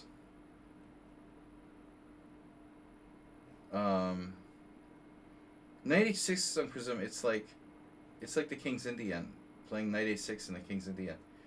For for like 50 years, no one played knight a6 in the King's Indian. Until someone was like, hey, you know, it's okay to put your knight on the side of the board. It's just temporary. Knight a6, knight h6 is just a modern version of knight e7, where you're not blocking your bishop. It's like not blocking the bishop on in the King's Indian. The same thing. Well, the point is, dude, that giving up a bishop for a knight isn't sound in most cases. It's positionally, you know, any kind of bishop takes h6 is a huge concession for white. This is a huge concession for white, to give up a bishop for a knight this early in the game. I mean, how often do you end up castling in a stupid opening anyway? I can't tell you how many times I played. Yeah, I think queen b6 is outdated. You know, it's no longer, it shouldn't be the main line. There's also a3, which is another major variation. That's what, you know, there's been a lot of analysis dedicated to a3. I think when it was 20 years ago, when John Watson did his last French book, I mean, the dude devoted a lot of analysis to a3. That's another whole nother like chapter of problems.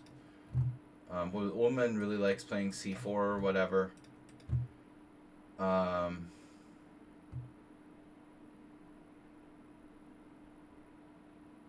Did I say that right? Ullman? Ullman's not a French. I always think Ullman as a French player. Who's the German French player? I did it again. God damn it. I always think Ullman played the French. Alright, bishop d3. So this is the thing. C takes d4. Now, in this case, the problem is that white is one move away from castling. So it's too late to play knight h6. Why do I have... It was Ullman who played the French, right? I'm not crazy. So, alright. My dimension's not that bad. If bishop d3... See, now it's too late to play knight h6 because of d takes c5, right?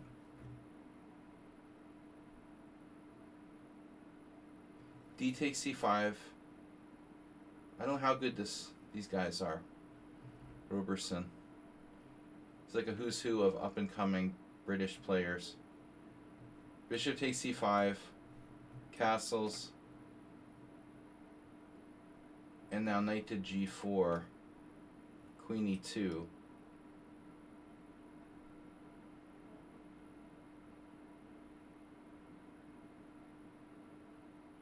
I think I probably played a5 at some point.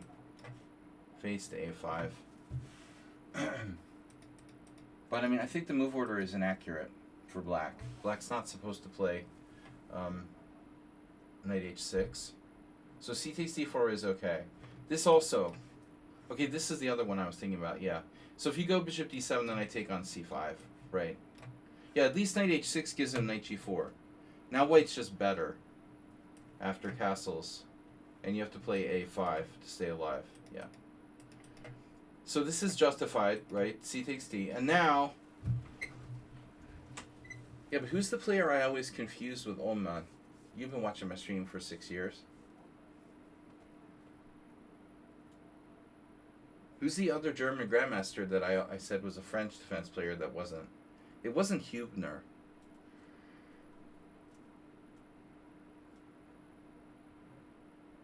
I would never say like Hubner was a French defense player. None the heck, no. Why the heck would you think that? Alright, so C takes d4. Hans Joachim.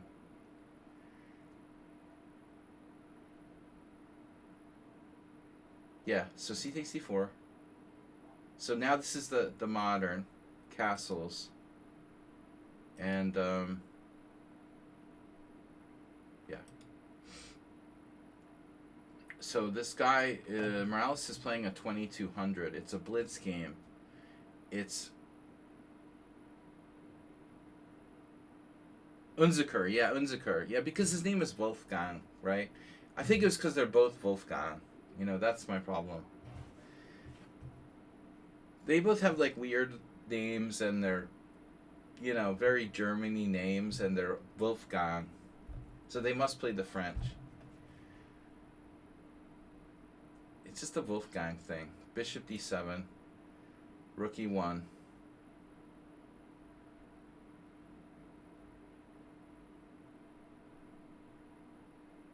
Yeah, I feel like Unziker was the one. I assumed it was a French defense player. So, I don't know why. Yeah, anyone named Wolfgang automatically plays the French. Wolfgang Knock. Wolfgang Kanak.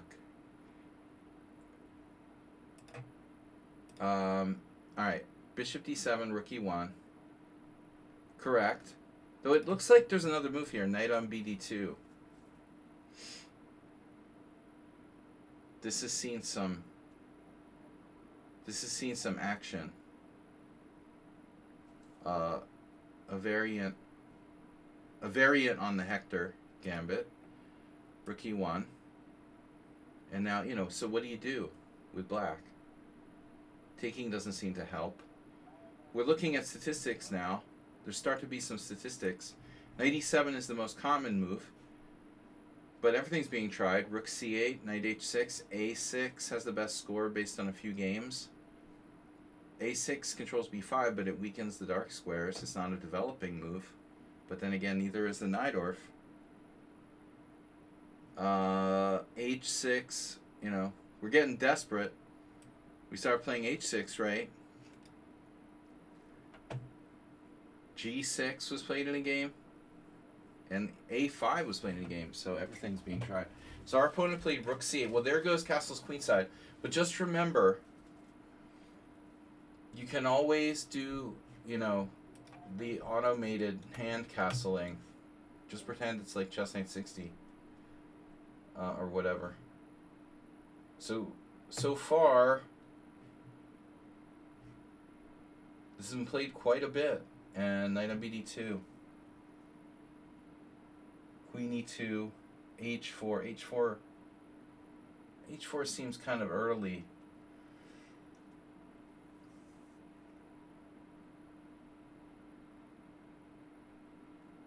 Another move that hasn't been played here, but would be interesting. I have a weird suggestion. You ready? This is probably suicide. Yeah. King h1. It's a nice trap, but I wouldn't want to live there. No. They'll just take. You can't trap the queen with bishop e3 because the queen will go to like b2. So like here, here, here, here. Although that looks pretty nasty for black. Truth is he probably shouldn't take the pawn.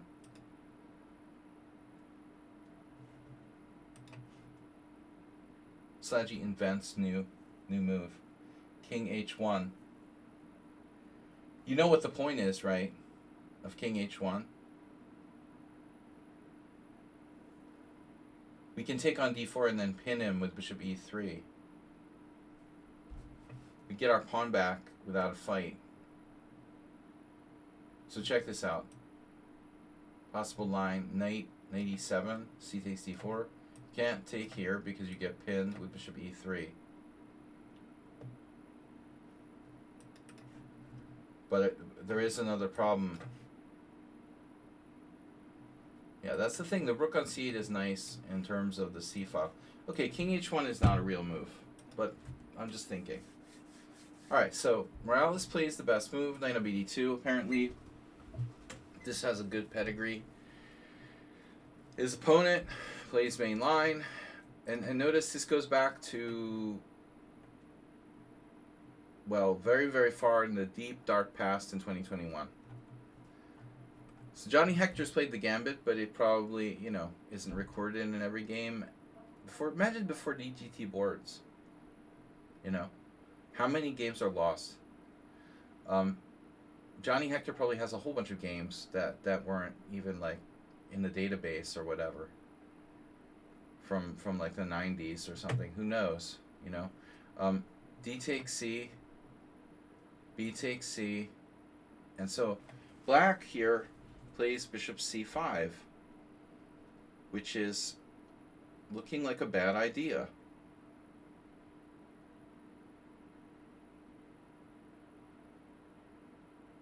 But maybe not. With bishop c5, you have a very quick one-move threat, but you're also putting the bishop in an exposed position, so it can be easily attacked by, like, knight b3.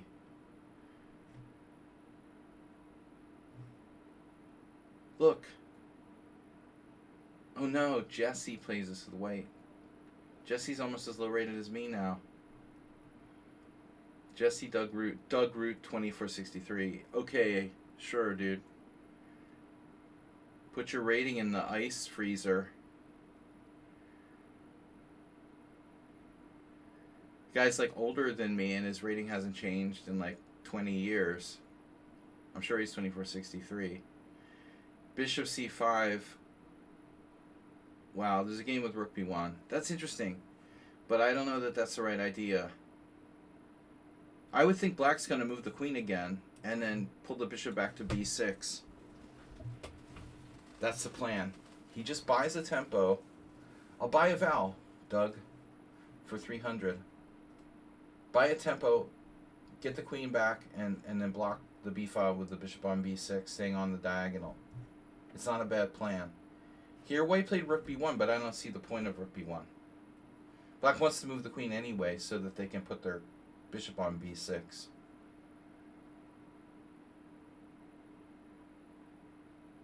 We need to, like, think of something better. So Morales played queen e2. And obviously, you know, rook e2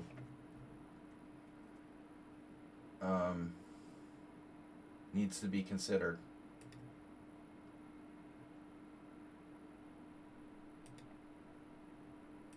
I don't know.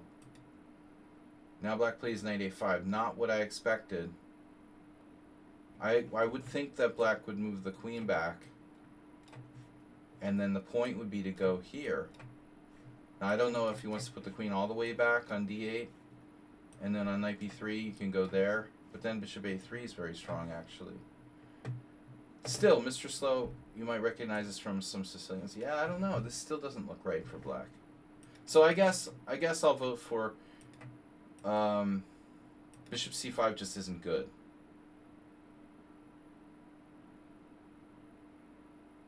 It managed to win a game, but that's like a random game. Bishop c5, it's a 2100, and black was 2391. And they're driving an Audi.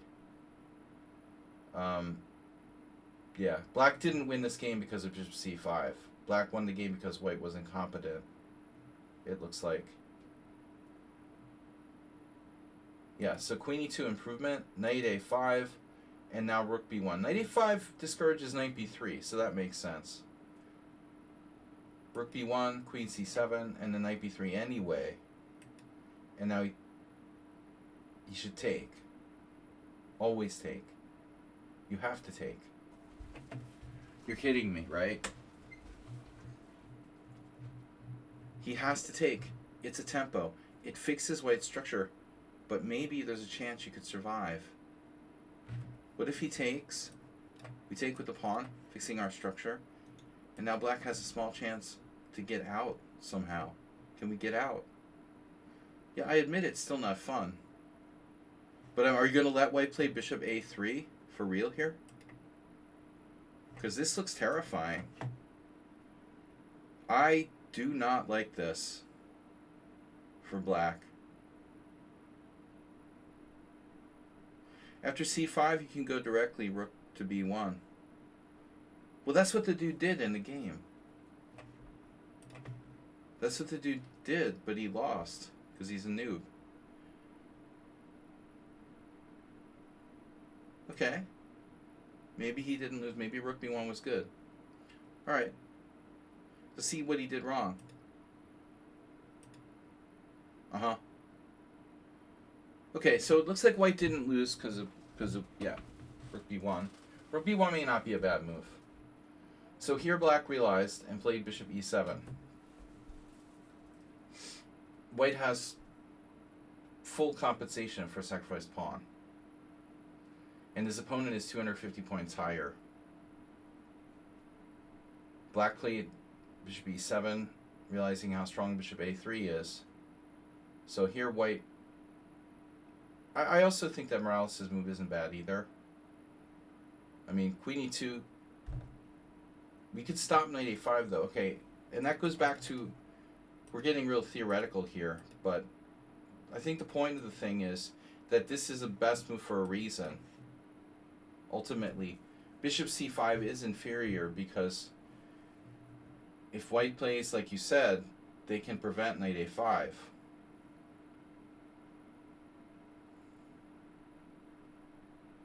This might have issues as well. Let's see what happened. White won 5 out of 6 games. Rook b1, queen c7. Oh shit. This is multiple problems. c4, Cheparinov and Gavrilescu. And then knight g5 was even played. That's a 2200 though. I would be kind of skeptical of that one. Yeah, this doesn't look reliable. Let's go with Cheparinov for 600, Doug. Another pawn sacrifice. What's the difference? 1 pawn, 2 pawns, who cares? So Svane played d takes c4, but why not trade pieces if you're gonna die anyway? Shouldn't he maybe like take with a knight? I guess this is bad too. I mean, if you're gonna like be up 2 pawns, why not trade a set of pieces while you're at it? This looks okay, man. Wow. So this is not the plan. It's bishop takes c4. Wow. This has never been played. Maybe this is actually a way out for black. c4, knight takes c4, bishop takes c4, d takes c4, and then knight e4, and then bishop c6, and you're like, I'm out of here, man. Draw. Knight d6 check, bishop takes d6, e takes d6. All I want to do is survive. Queen d8, bishop g5, knight f6, knight e5. Are we having fun yet? h6, bishop h4. White still has the initiative. Yeah, it's tough, man. This is tough variation. Looks like even solid grandmasters are having trouble getting out of this. So knight e5 is not a cure either. Queen e2, knight e5, here, knight b3. Yeah, now I think that black is in trouble. It's an interesting thing, you know, that game. The whole idea that we can give up the bishop for the knight is another layer of complexity here. The main thing now is that black doesn't get out. You don't get out of the center. If you don't get out of the center, it may not matter that you're up a pawn or two. And that's kind of the whole basis of this entire gambit. Okay, it's fine. Morales goes here. And black grabbed the pawn. Wow. I mean, is he going to grab this pawn if you play like bishop a3? Yeah, I mean, that's what I was suggesting. Well, I mean, knight d4 is okay too. We're not actually threatening anything concrete. He could grab this pawn. But I just think that objectively the file looks scary too. I guess he doesn't last long. We trap the queen immediately. Jeez. I didn't even realize. Like, we're just trapping the queen immediately. So, yeah. I would play bishop a3. Alright. So, knight d4, he grabs the pawn. It's a blitz game, though. You know, so Morales is 1 minute. Knight b5. Black should take, check, yes. Knight c6, rook b3, queen c5. And now bishop a3. That's oof. You've been oofed. Queen f2, that's a piece. Take, so you have... Now you have 2 pawns for a piece. The dude has 3 pawns for a piece. Wow. But he's lost.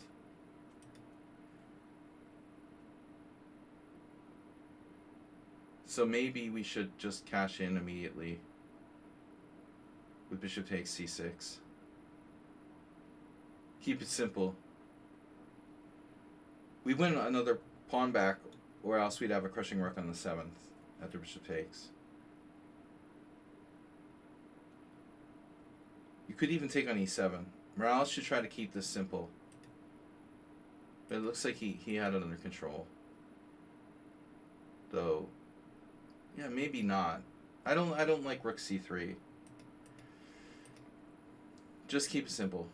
He should just cash in. It's winning. Now black can maybe survive. I like rook takes. I guess here it's still a chance for black to put up some resistance. Objectively, white's probably winning according to the computer, etc. But again, this is a blitz game, right? And now he's paralyzed. This is not a good move. Bishop d6 is fatal. Bishop d6 is fatal. It stops. I mean, there's no c5, there's no rook b8, there's nothing. After bishop d6, you're done. Put a fork in him. There's maybe one defense for black, but I don't think it lasts. Like rook a8, rook a7. That's not going to survive. Here, rook a7, rook double. What are you going to do? You're dead. Just totally dead. Yeah, this is a great game. It's a classic example of this variation. Excellent job by Morales. Wrapping it up nicely. Alright, Nefedov, Yul Skinner, and me are remaining. Alright, so this is Nefedov. Not another draw. Nefedov with a draw. Why wouldn't it let me flip to the board? Oh, that's annoying. Okay. So, Nefedov facing knight f3. Let's see what Nefedov said. Because he normally sends me like OTB games. Nefedov said, and by the way, Sexac draw, didn't he just play like one game and leave or something? Game for analysis on Thursday, please. Alright. Nefedov's online. Nefedov, I know you're out there. Don't try to hide. Let's see some brown beer. King and Pawn Chess is subscribed over on Video Chess Training on YouTube. Don't try to hide there, Nefedov. We know you're there. We see you behind the bushes. I just want to check something now.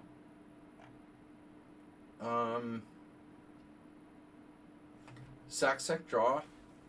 Was this like he only played one game and left or something? Check the tournament for a sec. This is Tuesday's tournament. Well, I guess it's from Tuesday's tournament.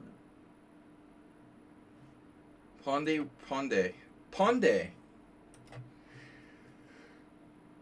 Sexac draw, Sexac draw, Sexac draw, Sexac draw, Sexac draw, Sexac draw. Yeah. Yeah. Oh no. Okay, so this game must be older. Because he only played one game against Enchess and left. Alright. So this isn't from this week. Alright. Alright, I understand now. Nefedov, send me the brown beer. This is not from this week's tournament. Now I will sink. This is from last week's tournament, to be exact. Sexac draw was white. Alright. Knight f3, knight f6, c4, c5, b3. Go to the chalkboard and write brown beer 100 times. b3. Well, it's a Dimzovich attack. Oh man, I had a game against some kid in the Rapid tournament. Oh guys, I didn't tell you, right? Last Rapid tournament, I thought I might even lose points for drawing, you know, Imre's dad. But it turned out that Bala Gimre's dad was like 1950. So I didn't lose too much. And I ended up gaining like 0.9 FIDE ELO points last rapid tournament for 6.5. I mean 5.5 out of 6 with a forfeit win. So I'm crushing it. I'm 2369 now. I'm going for my like rapid IM level. I think I can get to 2400. Forget the classical rating. We'll just count the rapid one from now on. It's easier to gain points because, there are more of these tournaments and stuff. So B3, G6. And why did I bring this up again? Oh yeah. So at that tournament last month, there was a kid, and we got this on the board.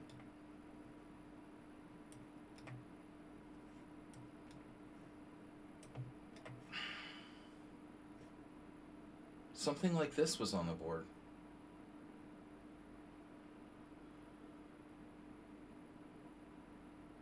And he did like D4. And then this happened.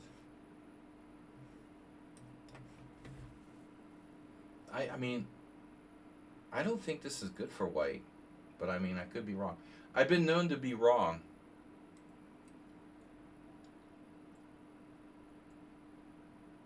The kid was like a 1700, but I didn't really know. So here we transposed. This variation sucks so bad for white that, check it out. White's score is like, in the history of this line, white has 1 win. What is that? 1 win out of 30, no, 1 win out of 22 games. I think I did once. I've only had a FIDE rapid rating since, it's only been incorporated since like 2012 or something. They've only had rapid ratings. And Blitz is even newer. So I feel like I probably got over 2400 in FIDE rapid, but only briefly, and it was sort of provisional. But I still managed to be, I think I could get over 24. One thing I don't understand, though, is with the FIDE ratings. Do you know this, Mr. Slow? Like, I don't understand if the K factors are universal. In other words, if I have, is my like K factor, Mr. Coffee didn't know either, is my K factor universal? Like if I have a 10 K factor for classical because I'm an IM who's been over 2400, does that automatically make my other ratings K factors? Maybe not. Maybe. I have to check the Blitz tournament I played. You stop caring about rating. You don't say, Mr. Slow. Your latest Blitz rating was in the 1700s. Yeah. Well, I kind of stopped caring, but not completely. I still pretend to care. Anyway. All right. So, what I'm saying is that, if Nefedov were to play, let's say not play G6. Seriously.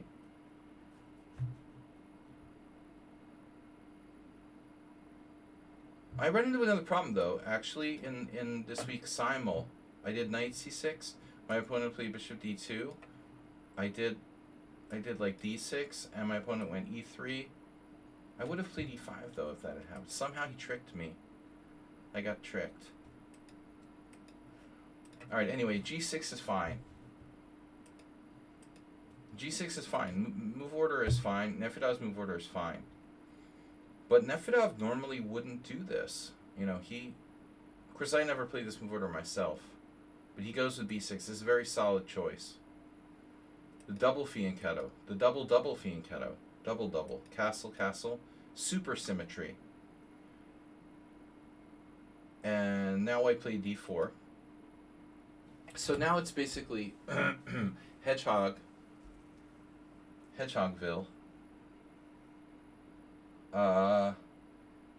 Has Pavel a brother? I do not know.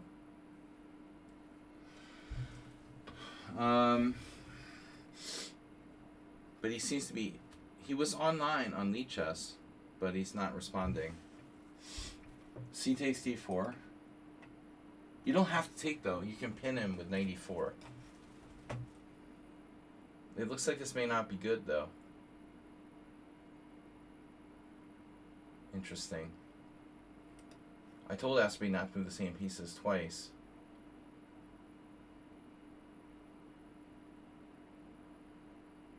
One move I was wondering about would be e6. Looks like e6 is playable. There seems to be a technical problem. Take, take. Well, that's not really a problem. This transposes to a ready. I was just wondering about this. Obviously, that's not a good move. Knight c3, queen e7. Black is playing the white side of the ready. What could possibly go wrong?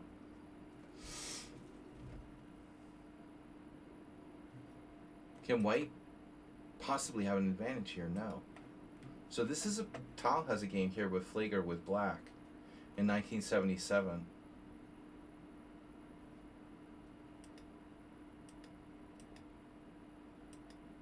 Was he a GM or an IM? He was 2550. Damn. All right, D takes C. Yeah, I don't know about D takes C, but anyway, E6 is a good move. Alternative. C takes D. Knight takes D4. Yeah, this is lame though. I mean, has Flager a brother? Bishop takes G2. King takes G2. This is really, you're flirting with losing to Pop Jula here. It looks like one of my Pop Jula losses. Don't play D5. Oh no, that's the main line. There was some horrible game I lost to Jula in Blitz. So Knight C6 is kind of routine. I definitely like. We're also close to my game with Imre Balog's dad. We could transpose to my game with Imre Balog's dad. Can you believe that? Is that crazy or what? After Queen C8, if White were to play E3, I think we could transpose to my game with Imre Balog's dad. Something like that, but okay. Knight C6. You see, Nefedov understands how to leverage the threat of the draw as a low-rated player. Very important part of his game. Knight D2. That's kind of lame. The knight is obviously, better on C3. Michael Steen. There's no English players on the stream today, except for the young Sung Prism who doesn't know these old people. Is Michael Steen still alive? I've never seen him. I think he quit chess before I even started. So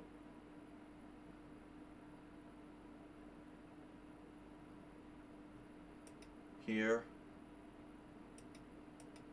This is not an exciting game now. So at this point, I would probably not play d5.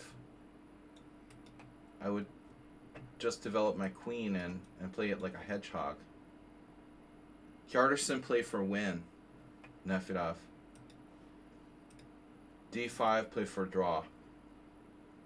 Nefedov equalize first, then play for draw. King g1, d takes c4.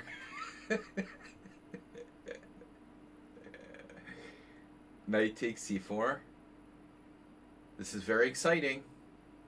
I don't know what will happen next, but Nefi saw a chance. There's a very sneaky threat here of queen h5 and knight g4. And I think, if I was white, I would very seriously give up my bishop at this point. I think that white ought to consider bishop takes f6, because this bishop is very limited. It's not really better than the knight. white would have to give up the file. You know, after queen takes d1, rook takes d1, bishop takes f6. I mean, isn't white a little bit better here? So, this is kind of a lazy move. And now white could be in trouble. So it's funny that Saksak Draw realized the danger a little too late. He should have exchanged on f6 last move when he could trade queens and take the 7th. Now it's like he exchanges, stops Nefedov's attack, but he doesn't get his rook to the d file. This is a lot lamer. And now, in fact, Nefedov gets to the d file, and black is a little better. In fact, you know, without the d file, the knight doesn't have access to d5. This isn't a really good outpost. And I would think that if Nefedov could set up his pawn on b5, there might be instances where black is actually playing the endgame for a win here. But Pavel forced it. I mean, for example, what about like b5? My queen is defending the pawn, and the knight just doesn't have an outpost, and black stands better. Perhaps white could try to put his knight on f4. But without a stable outpost, this is not going to be that easy for white. So I think Nefedov, this is a little much. Realistically, I don't know if you're playing for a win or a draw with that. Probably you're playing for a draw. Here, bishop d4, but you are down material. 2 rooks is stronger than the queen. Knight g2, as I said, there's a chance this is a good square. So we finally could find an outpost. But we can play e5, e4, can take away that too. Queen f5 here. Bishop c5, good. e3. e3 is unfortunate for white. But I mean, what choices does he have here?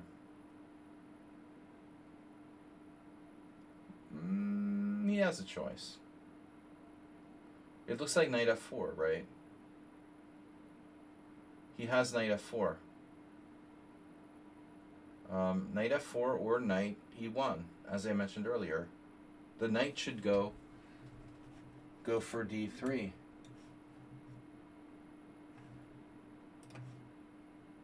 Yeah. This e3 doesn't look right. This is not good. I mean, you're loosening those squares. If black takes away the g5 square with something like g5, like, where are you putting your knight? Nefedov's better now. See? He's better even though white is up 2 rooks for the queen. White has no knight.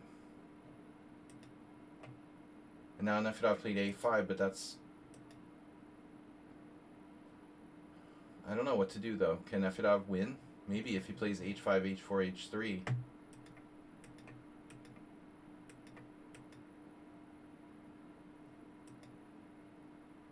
I wouldn't know.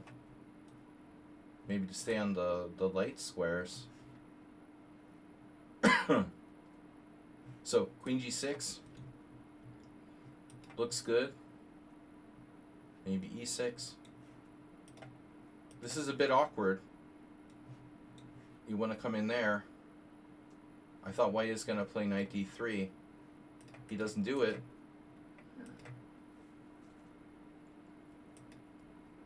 Nefedov's definitely still easier to play black here. h5.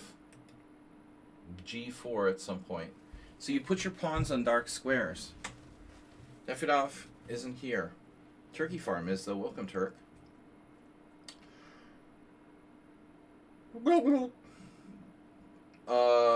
h4. So we were expecting this square.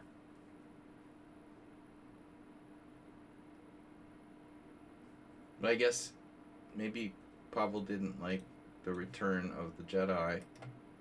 But in general, I don't see putting the pawns on dark squares here being a good idea.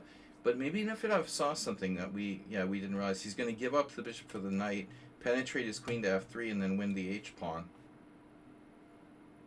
So this is serious. If g4, you have bishop takes d4. Yeah, this is way more serious than I thought. That's possibly winning for black, actually. So it's a really tough position for white. Maybe he has to take on h4. I think I might prefer taking on h4 to what happened. Oh, he did it. Okay, yeah. Take. Yeah. It's easier to play black here, even though he's technically down material. It's hard for white to coordinate. Harder for white to coordinate. So the knight never really had a good outpost. And now e5. Knight f3. Now here, can't do everything.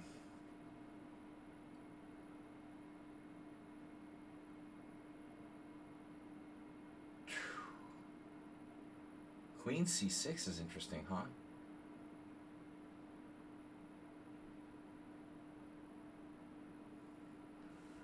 But if you play queen c6, you're just not really threatening anything. So he plays e4, and I expected the knight to go back. But he instead, which might be okay, he instead played knight g1, keeping h3 protected, and then, knight g1, here, queen g5 check, here, queen f5, check, repeat, sac draw going to h1, whatever, and then might be playing for time, sac draw playing for time. Trying to flag Nefedov. Now black has a threat of mate on h2. But how to get it set up? You know, bishop e7, queen e5, bishop how? How do I get my bishop set up? Threaten mate on h2. It's not easy to get it there. Bishop e7, bishop f6, bishop e5, bishop b8, and then queen e5. I mean, it takes like 800 moves. Maybe b5, that drops a piece. That's not a move I would have considered.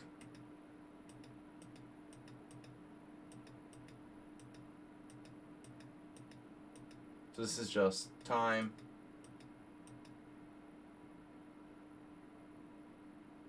Suddenly, Sac-Sactraw's pieces are a little bottled up, and Nefedov has real shot, it looks like to me.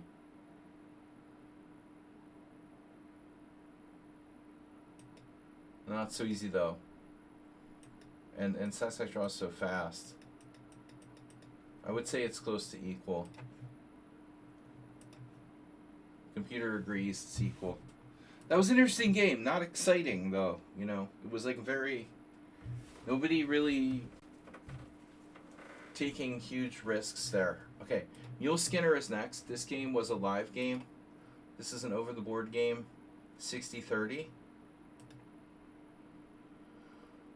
60-30 coin sub 2022. Coin sub.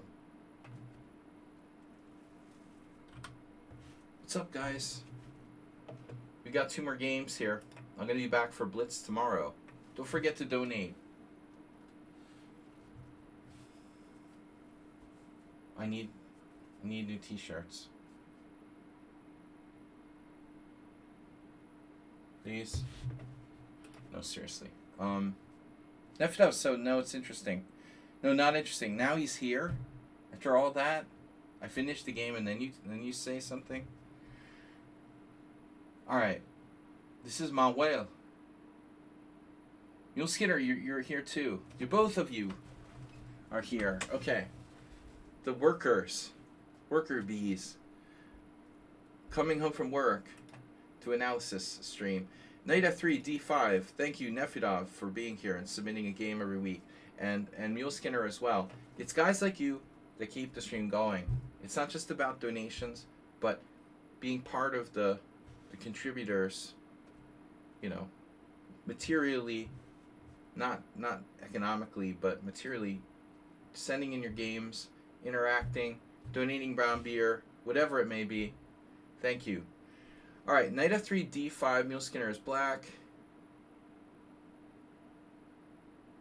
So much for the Benko.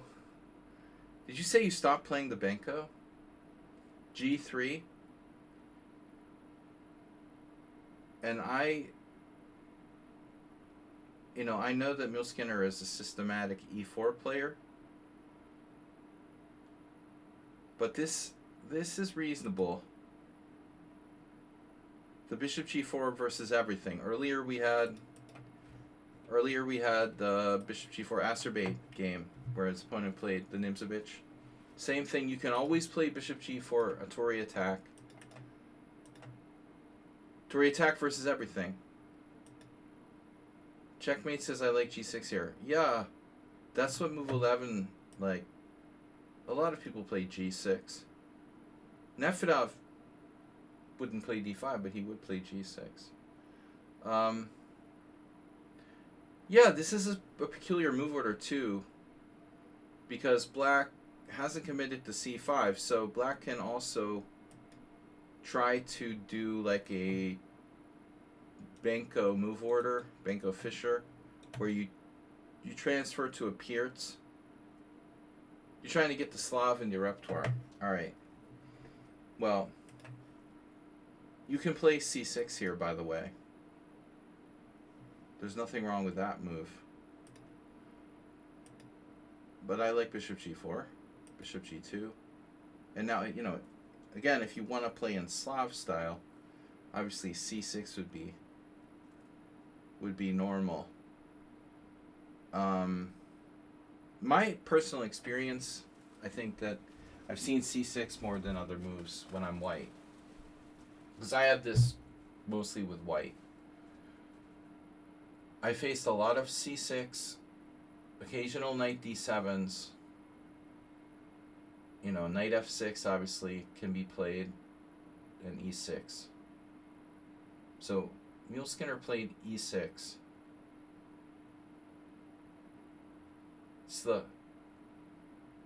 It's the French defense player coming out. But I mean, the main thing is that c6 is kind of against the bishop on g2.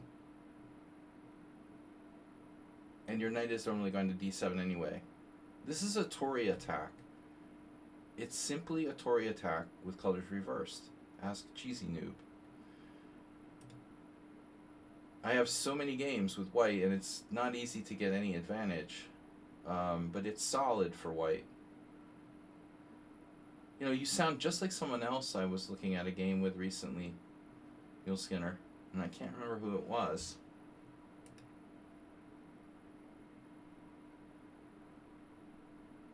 Maybe Someone Unsound. Someone Unsound had a game we looked at weeks ago, maybe.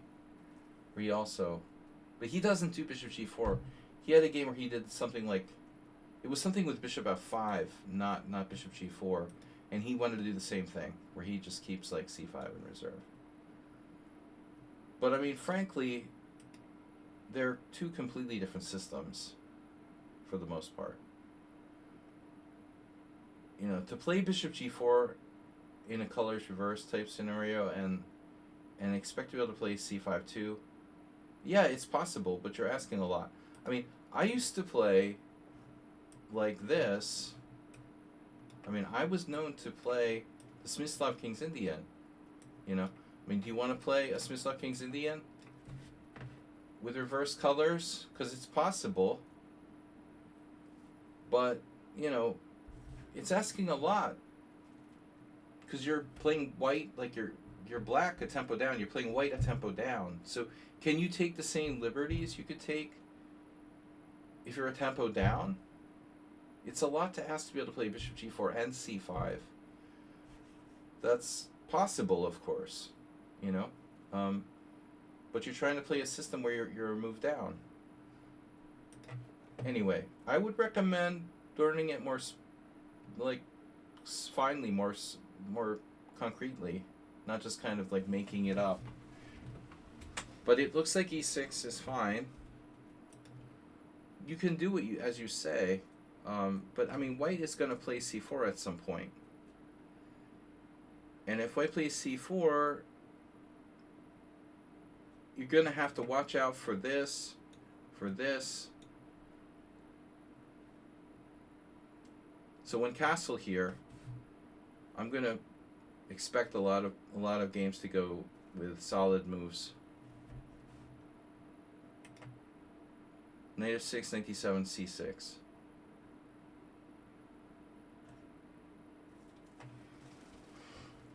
Yep.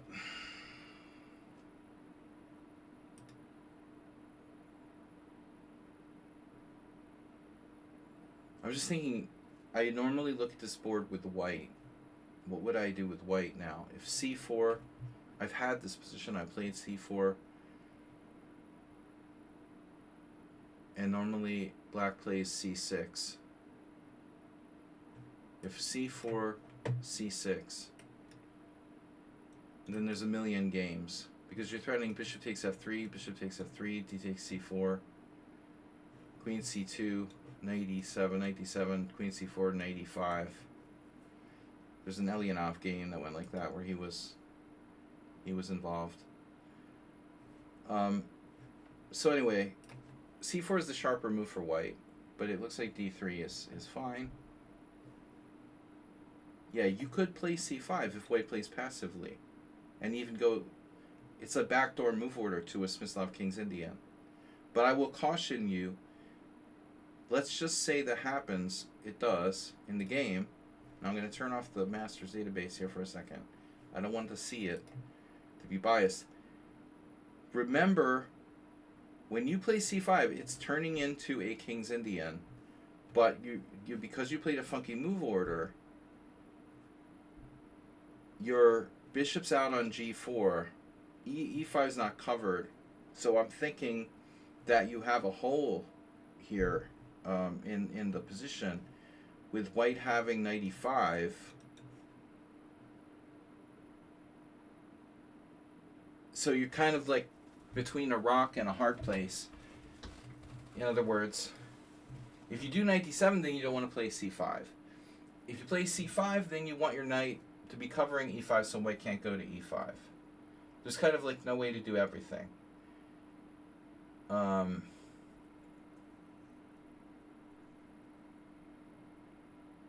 Maybe I would rather play bishop e7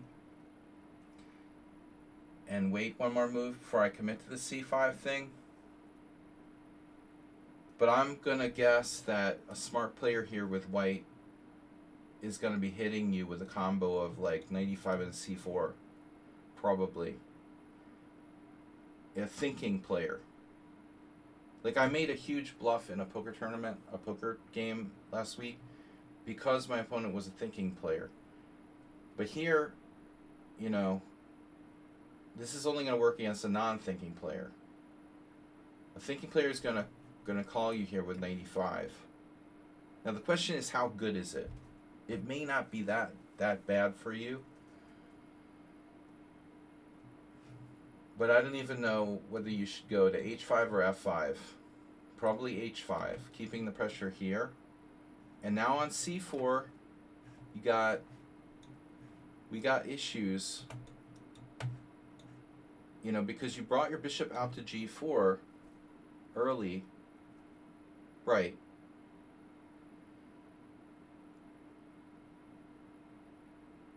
So there's all these like light square issues.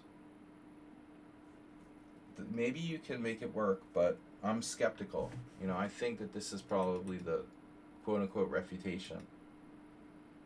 And if you try to do anything fancy like bishop d6 to control the e5 square, then you have other problems, because ultimately white might be able to play for e4, e5, like for king or pieces. But having said that, like even bishop d6 might be plausible. There's also this sort of standard just like trap your bishop type of stuff, though I don't think that's that dangerous here. Yeah, so I don't know. But if white doesn't play knight e5 or c4, you're transposing to a good Smyslov King's Indian. So you got in c5, your bluff is working. Now knight c6, your bluff worked. And I've had this position before. This is a Smyslov King's Indian. You're up a tempo. I mean, you're down a tempo versus white. But white's setup isn't that effective against the Smyslov. Now he plays h3, neutral move, bishop h5, and then, you know, normally white will play g4, knight h4 here. The Benoni isn't as good now that his knight's already on d2. I will say a second thing. In addition to knight e5, I also like c4. But in that case, you couldn't go knight c6. So it definitely looks like, no, although, you know, even here, maybe, you know, there's all kinds of weird stuff the guy can do. Mark Hebden played something like queen b3 against me in a similar position with reverse colors. You know, it's always some issue, you know. It's hard to play a white opening a tempo down the same way you would normally play it with white. But the way the guy reacted was lucky for you. He didn't try to do anything dynamic. Knight c6. Now you're completely normal, just a move behind. But after this, I've never seen anybody go like that. That's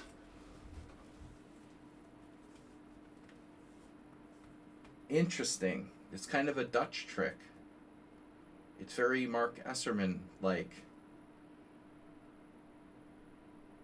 So he's trying to do the thing in like a reversed order of moves, where he does knight h4, maybe then g4, but he also has this f4 thing. Like once I had a game with Esserman, I think. It was a Smyslov King's Indian where he did that. Kind of playing it like a Dutch or something. Well, the first thing you can do is knight d7. You'll eye this knight on h4.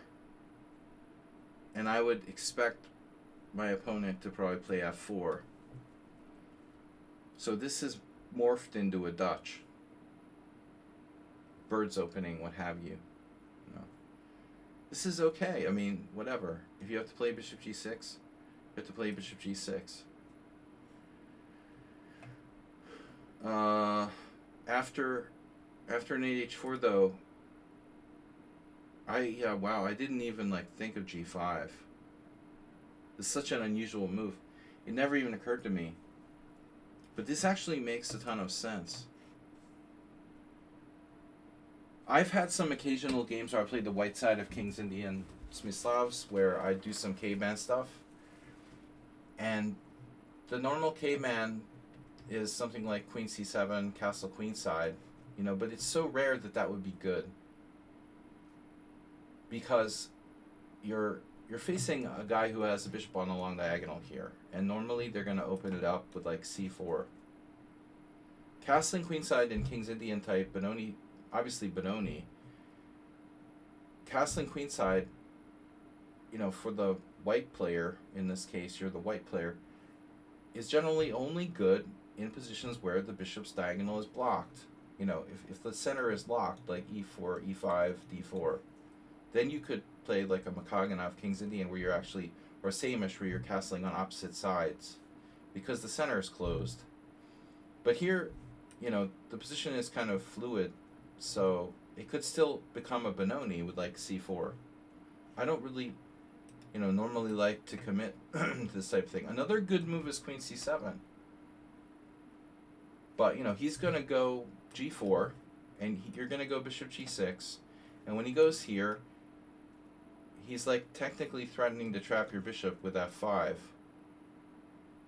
I had some really weird games with white in this type of scenario, and also in the Rossolimo Sicilian, believe it or not, where this type of thing happened. Even if he goes f5, you can take, and if he takes with the pawn, your bishop still has a square on h5. So it's not even that easy for him to like trap your bishop. And if they take, you obviously have h-file. and no bad pieces. So, yeah, I'm not sure that white has really like a threat. I mean, they could theoretically like smother your bishop with e4 and f5 and ultimately win a piece, but it takes a lot of moves. In the meantime, you have a lot of play on the dark squares too. You could even play h5 in some scenarios. But in any case, like this makes some sense. You go g5, send him back, and you're playing a, let's say, outside the box manner, in an outside the box manner here. I don't know what you're going to do with your king ultimately, but I think you have to be flexible. So he goes back, and I'm definitely not, I'm not sure about g4 here. It may not be bad, but I would consider all your options. Rook g8, h6, g4, that's about it. It's not good for your structure, obviously. I mean, what else can you do? Knight d7. Again. I don't know. Okay, so this is kind of anti-positional. Fine. What are we going to do? Take with the bishop? H takes g4. This is a tough one. I'm not sure about taking with the knight. You know, you might want to take with the bishop. There's some advantages. You know, you free your h pawn. Your knight stays where it keeps fighting for central squares. I don't think that knight takes g4 is like some sort of no-brainer here. Though it might be good. I mean, you have queen c7, some tactics. It's true, like go forward with the knight. The next move I don't really like for white. What's the point? When the opponent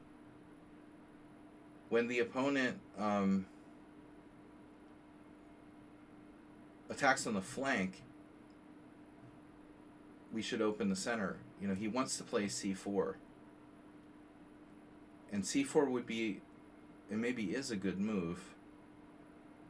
I think the problem he has is that, like, you know, this is probably kind of dangerous. So, and this is also looks a little bit dangerous. So I would think like he would go with c4. And then if you go d4, we have a Benoni where it's not so easy for him to play e3.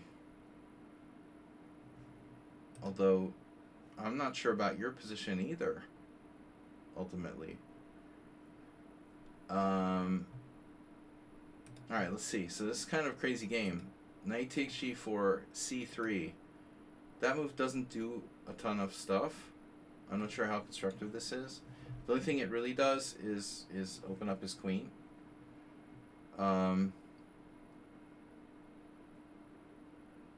Yeah, you're playing tactically, but I guess this is justified. Bishop d6. Typically in the standard situation, we might go here. What the hell did I do? I don't want to do practice with computer. Okay. So sorry, computer. Yeah, this is much more active square. Luckily, c3 was extremely passive.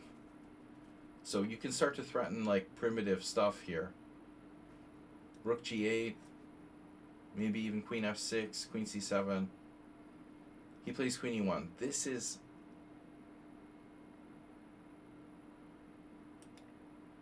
reinforcing g3, but white's play feels really, really passive. So I think this is what he's up to. Okay, queen e1. Queen e1 is like a typical break the pin move, and he played c3 so your knight couldn't go to b4. Not the way I would have played it with white, but I wouldn't have done knight h4 either. So I think he wants to play e4. You go queen c7. It's not your only square. Obviously, we have to consider other options here. I think f6 should be considered. Kind of an unorthodox plan. But I guess after e4, my point is that we're going to keep e5 protected. And then I'm out with castle's queenside, most likely. But you got the square really well guarded. So it's not so easy for him. I don't know what he's going to do. You know, maybe he has d4, some sort of energetic move, like maybe sacrificing a pawn, something like that. But anyway, queen c7 is more normal. e4, castle queenside. Yeah, and now you definitely have stuff. You have very real stuff here. Yeah, 95, also an option. So exactly what I was saying. He does exactly what I was saying. He goes d4. See, with the queen on f6, you actually controlled d4 a third time. Now, he can play this move. It's not a pawn sacrifice as it would have been in the other position. You don't want to take here and bring his knight to e4. So at this point, we have to be careful. If we open the c file, this could very much backfire. But let's say you take, you did. He could take with the knight or the pawn. With the knight, he has one last defender around his king, but it opens his bishop on g2. I'm not particularly concerned about that. My main concern is the c file. So you trade, takes, and now you don't have a lot of pieces around here, you know, in this area, in this quadrant, whatever you want to call it, this box, or this box. Now here, your king is here. He wants to attack here. He has stuff like knight b3, bishop somewhere, rook c1. Now where's your attack? Well, first thing first, we get our king off, right? I don't care about the d5 pawn at all, too much. Now he goes e5, and this move is very controversial. No, so, I mean, he has the tension here, and there's c file, there's this, bishop e4. I'm having a little bit of trouble understanding why white plays e5 in this position.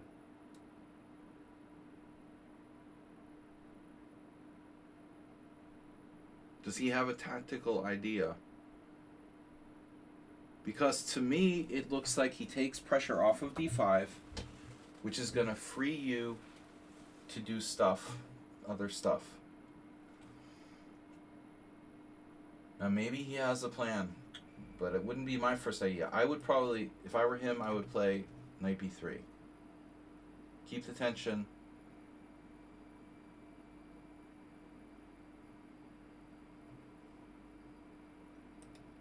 I mean, I didn't realize you really have a threat of knight takes f2. So let's say he goes here. Do you think you have this? Really? Wow.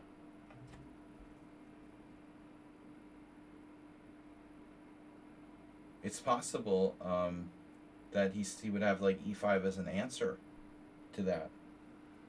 Like he could go e5 now.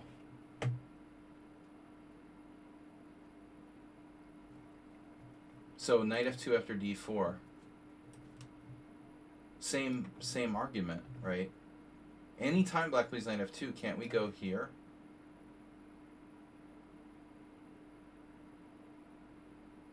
I mean, I'm just kind of... It feels like knight f2 is refuted. Period. It's not a real threat. But I think we have to look beyond that. You know, there's more to this position than playing for tactics. You have some assets. And when he plays e5, you have the c file. This bishop can go back to g6. This is useful. So your next move is very hard to understand.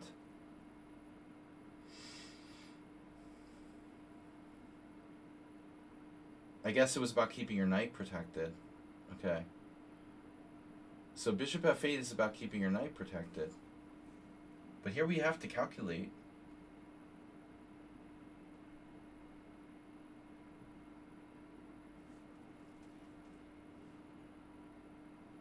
I mean, sacrificing a knight on e5 is possible, but it seems way too extreme. This has to be considered for a microsecond. You'd have 2 pawns, your king is safe. It's just probably not enough, right? But I was wondering about this. I mean, as a French player, this became very French-like. Now, I could see you might be concerned about your knight, but just for a second, like, say he does, like, f3. I'm just seeing all sorts of weird ideas here.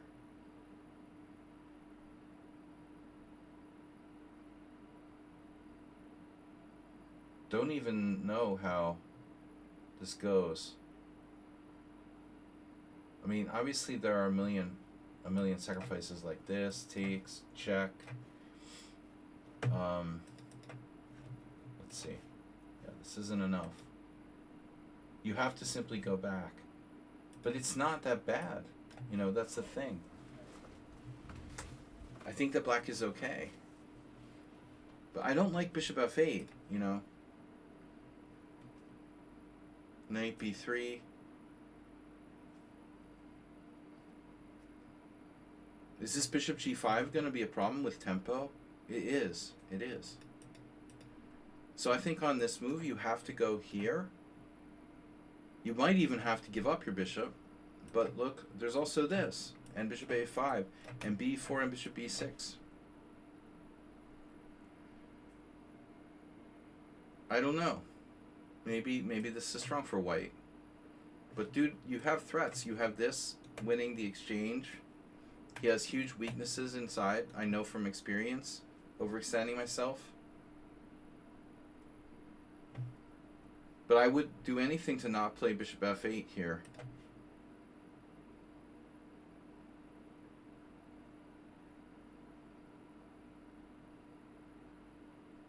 But like, for example, why bishop f8 versus bishop e7? Let's say he does the same thing, like knight b3. You go here. You're threatening bishop d3. And now f3. And this is our problem. This is where we started problems. That's why you have to keep that protected. Okay.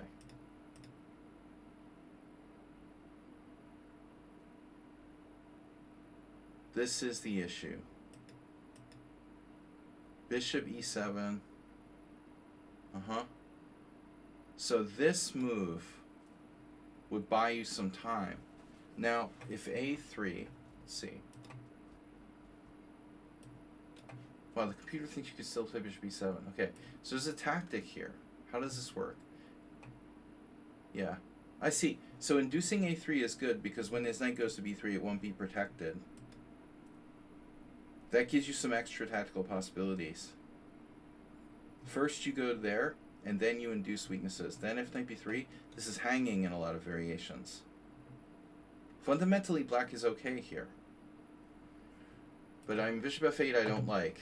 And then after knight b3, this looks really problematic here. But even so, maybe you're still okay. But you can see this is spiraling out of control now. Rook c1, another tempo. You have no good square for your rook. Yeah, you got like boom, boom, boom. All of a sudden, you got in trouble. Suddenly white is coordinated. He's maintained, you know, he's consolidated his space. He's consolidated control of the space he has. Maybe you're not lost. I don't like this. They don't like this. Now you have to take.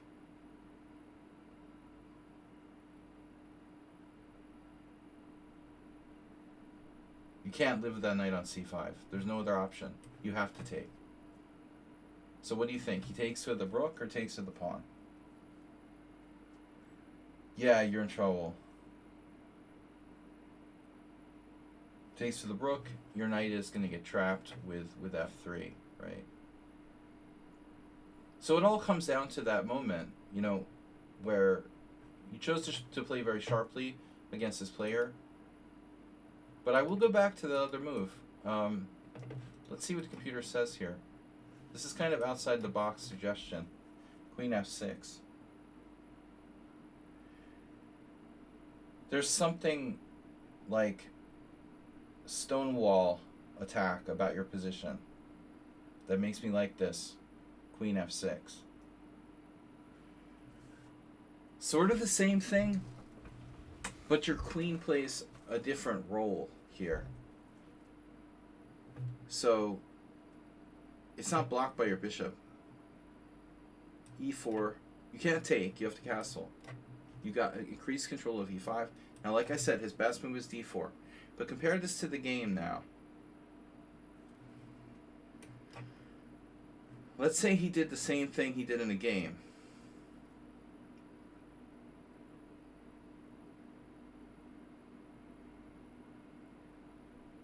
I wonder if this was a mistake in the game for you too. It looks like it was interesting here too. If we go back to your game with queen c7,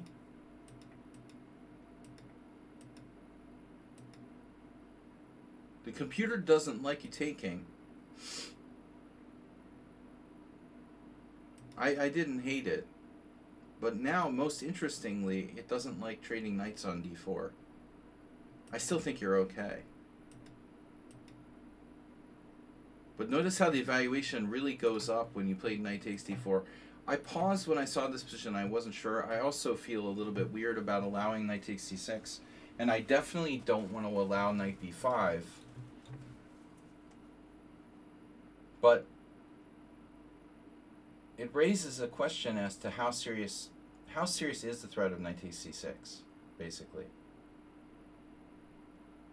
I don't really want to allow knight b5, I admit. But like knight takes c6, is that so bad if we have to take with the pawn? It's interesting. So what if I don't know if I want to do a6. I don't know what we should do here. Yeah, a6 is second best move. The computer is willing to give up the bishop. This is pretty extreme. No darks for bishop. But white is back on the back row. So it's even that is possible. Yeah, it's interesting. So there's a lot of chances for you, Mule Skinner. This wasn't a simple loss. You know, you lost little by little. But it feels like here you're still in the game after bishop e4. All right, guys, last game.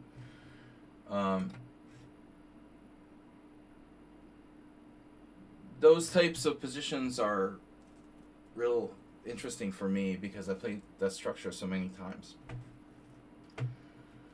He was 2100, obviously not a bad player, but I think you got him a little bit out of his normal zone in the opening, Mule Skinner. And what he was doing there with c3 and queen e1 and knight on bd2, it looked kind of lame. It didn't feel really right, you know. His whole knight h4 was pretty weird. And you went for it with g5. It was outside the box aggressive, and I think it would have worked. But obviously, you know, the more aggressively like you play, the more accurate you have to play. You're like upping the ante against a stronger player. All right, so this is Bagsy Mogs, checkmate 944. Back to the opening Explorer.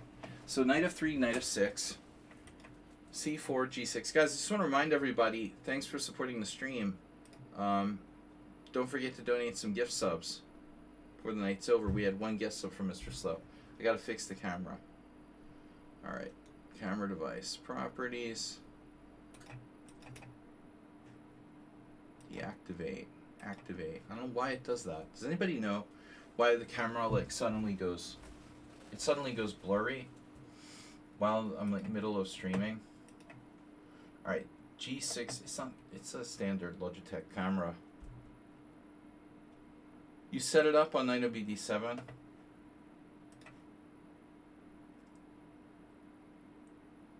The old King's Indian old variation. I used to play this a lot. I only like to play knight of bd7 because the Mar del Plata was so theoretical. And then I mean I played e5 a lot, but I just didn't like to play knight c6. I played this move order too with black in order to avoid the exchange variation. Mr. Focus. Mr. Focus. Are you on? Good to see you on, Mr. Focus. Autofocus on. I don't know. Where do I find autofocus? Video capture device. Properties. Let's see. Scale, filtering, blending mode, blending method, deinterlacing.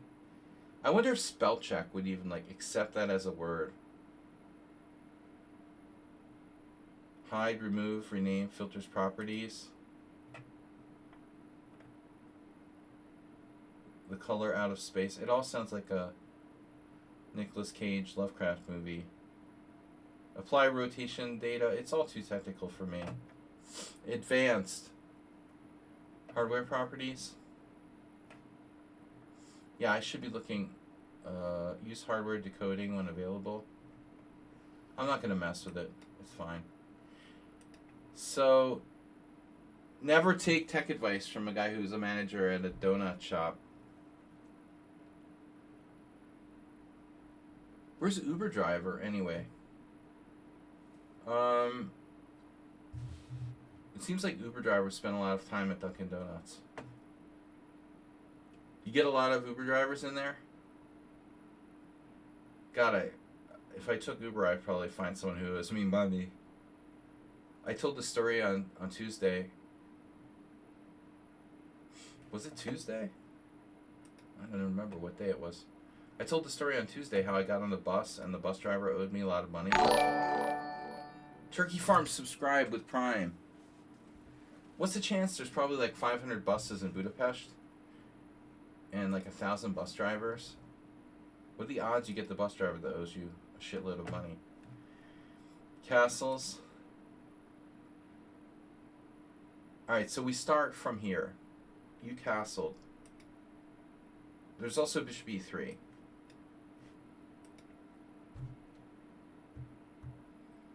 And I've, seen random moves. Danny Shapiro played like rook b1 against me once, I think. Maybe it was on the next move, though. Probably after castles. So castles, yeah. Okay, castles e5. Yeah. Danny played rook b1. I had this position with black, this line with black against Walter Brown. Bishop e3 is standard. It's a Gligorich, right? After bishop e3. I always play rook e1. There's rook b1, which I said was only played against me by like one person. And queen c2, which oddly, when I was black, I don't remember too many people playing that. But maybe once I had a queen c2.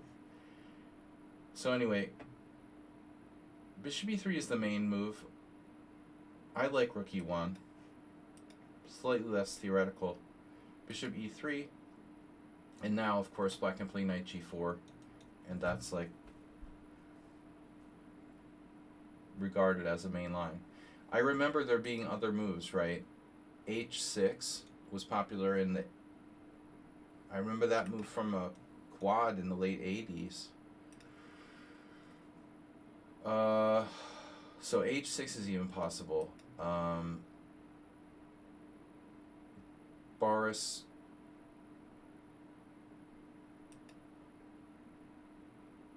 There was this Boris I knew who played queen e7 against me once with black. Similar position, but probably not the same. So that's what the computer did here. Is it like out of opening? It doesn't have a book, right?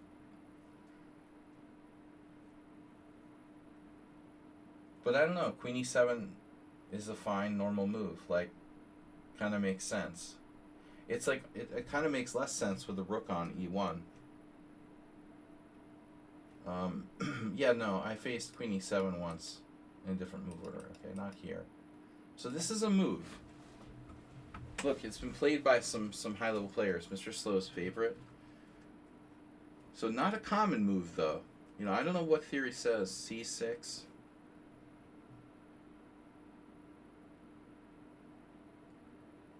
I lost real bad against Robert Marcus a million years ago, 20 years ago. The last time I ever played this type of line with black was probably like 2005.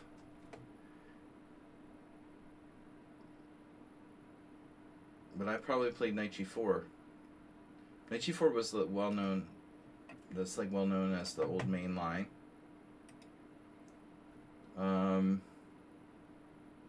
Yeah, you can even play e takes d4. Hell, I mean, you could play b6 and transpose to a Queen's Indian, accelerated Queen's Indian. You could do anything, right? All right, so Queen e7, Queen c2. So I think rook e1, you know, there could be some instances where you could sack a pawn because the file here is dangerous. How can we take advantage of Queen e7? Your move looks extremely logical, you know, Queen c2, just to connect the rooks and play like rook a d1 and protect e4. This looks very, very normal to me. And so black has a number of typical alternatives, and Leela played e takes c4, surrendering the center. Now, in the Peerage, you take with the bishop, and the King's Indian, you take with the knight. There was this game at the World Senior last year where this dude, like, I tricked him into playing a Peerage, but he was a King's Indian player. And he didn't realize, like, I could take with the bishop, because he never played the Peerage, and he was forced to play, like, a Peerage.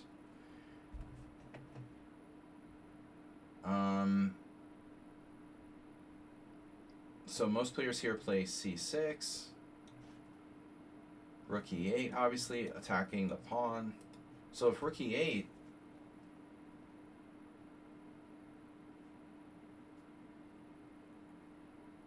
how are we protecting that pawn? It's interesting, black has not won a single game after rook e8. I mean, black can also play knight c5, attacking the pawn a different way. So I'm not really sure what the theme is here.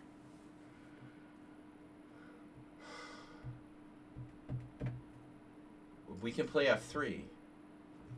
We might have to play f3, but it depends.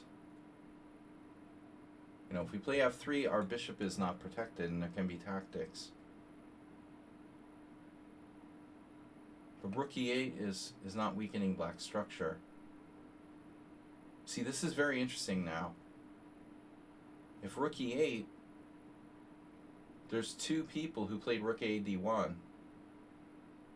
Yeah, but see, this is a little bit deeper. Elianov played rook d1. No. There's Estramerepanos and another guy against Nojgabor. So this is the idea that you can sack this pawn because you have tactics somehow. Takes here, knight b5. Is this the point? And black's structure falls apart? Yeah. Yeah, this is dangerous for black. So you don't have to defend the pawn with f3. That's very interesting. But anyways, okay. Computer didn't do that. It did knight c5. That's a little different.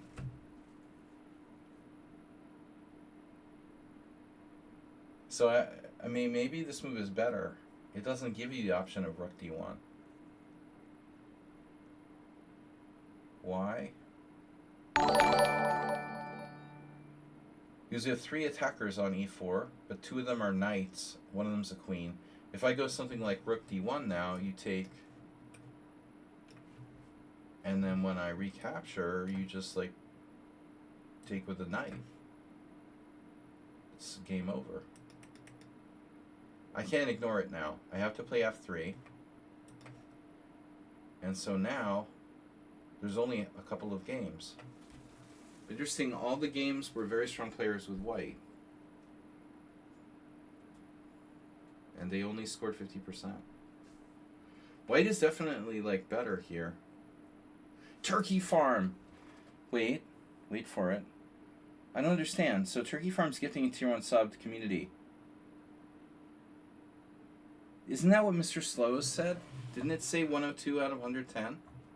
There must be like a bug or something. No matter who gets a sub, it stays on 102. Mr. Slow, wasn't it the same for you? It's like permanently set? That's weird.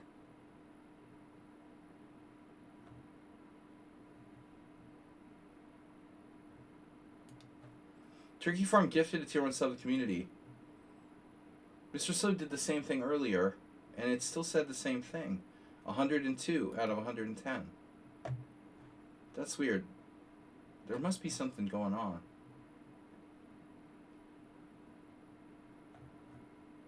I'll have to check into that. No, it was on 101. Okay, I must have misread it.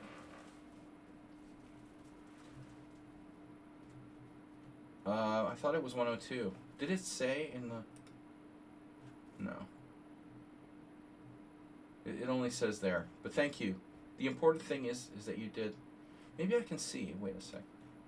Turkey Farm gifted, yeah. And then earlier... If I scroll back... That's weird. I guess I can't get back that far. Unfortunately, I can't scroll back that far. Oh no. What? I can't go back further. Maybe if I went into mod mode. Whatever. Alright, so this is very interesting. We'll see. We need one more gift sub to make sure.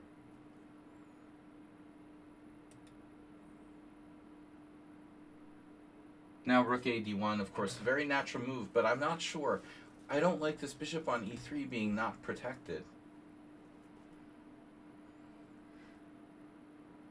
See, if you move your bishop back to f2 or something like that, then you lose control of f4. So stuff like this becomes more threatening. But maybe it's not a problem. Here, here, here, here. Let's say like king h1, bfd. Knight d3. Oh no. Oh no. That's awkward. This is getting a little bit weird.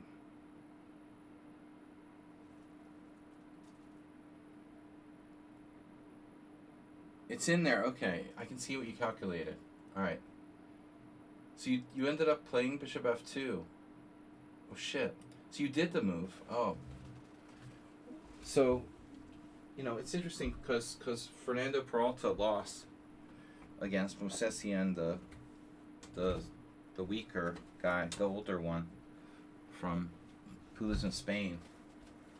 And that's a minor upset, you know.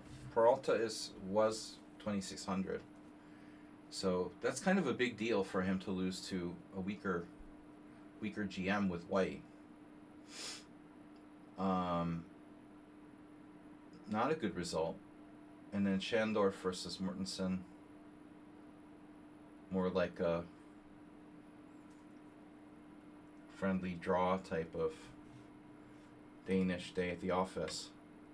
So bishop f2. Yeah, it's not the most aggressive looking move. The other move that you need to consider is rook fe1. So this transposes. Damn, bro. Black has a terrific score here. Oh, it allows d5. Okay, so it looks like rook fe1 is like straight up blunder level. Let me check with the engine. No. Wow, white is still better here. This is very complicated though. C takes d5. These are both recent games, oddly enough. C takes d5, C takes d5. And they didn't find knight on cb5, which is an odd looking move. The tactic is very strange. D takes, knight c6, B takes c6, bishop takes c5. Complicated position. Black Saxon exchange now with queen b7, bishop f8, bishop f8. Gingy would love this. Anyway, that's very, very complicated. So even rook fe1 is not in fact a blunder. Despite like white having a bad score here, this looks very logical, but you know, this move also looks logical. If black's best move is a5, we're in good shape. It's a standard type position. So if his best move is a5, yeah, but you're saying d5. This is what you analyzed? Yeah, I'm not scared of a5, but I am scared of d5. This is important. So what you're looking at here, cd5, is this the Alterman game? Alterman played bishop g5. That's a nice shot, you know, and obviously very dangerous for black.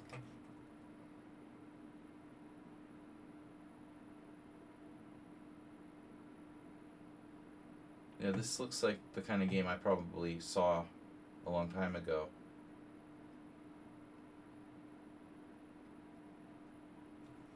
So bishop f2, you know, yeah, you're sidestepping these, like, the tactics. What happened in that game, by the way? Knight takes d5, knight f5, g takes f5, bishop takes c5, queen c7, takes, b6. This is not the Alterman game, though. Alterman played bishop g5. White is just clearly better here. Yeah, this is unsound. This is really unsound. So rook a d1 is good. It's good, and black shouldn't play d5. Yeah, it's too much. There's too much loose stuff. So black has to play a5, and then you have time for rook fe1. Stuff like knight h5 looks very standard. This looks standard. Wolfgang Ullmann, Mr. Slow. Bishop f1, bishop e5. 1998. The late Ullmann. I don't know if he's late, but he was late. He is late. And he was late. He was always late. No, I don't know. He lost with white against 2200. Oof. That's not good. Freeze-dried rating. Yeah, I mean, knight g7, not really trusting black's position here. Safe to say that Ullmann did not lose because of the opening in this game. It was like plus 1.4. He was just simply getting older. Yeah, so this looks pretty good. So I guess the moral of the story is that rook a d1 is good. d5 is tactically not sound. And if d5 is tactically not sound, well, someone actually played g5. Wow. Not just someone.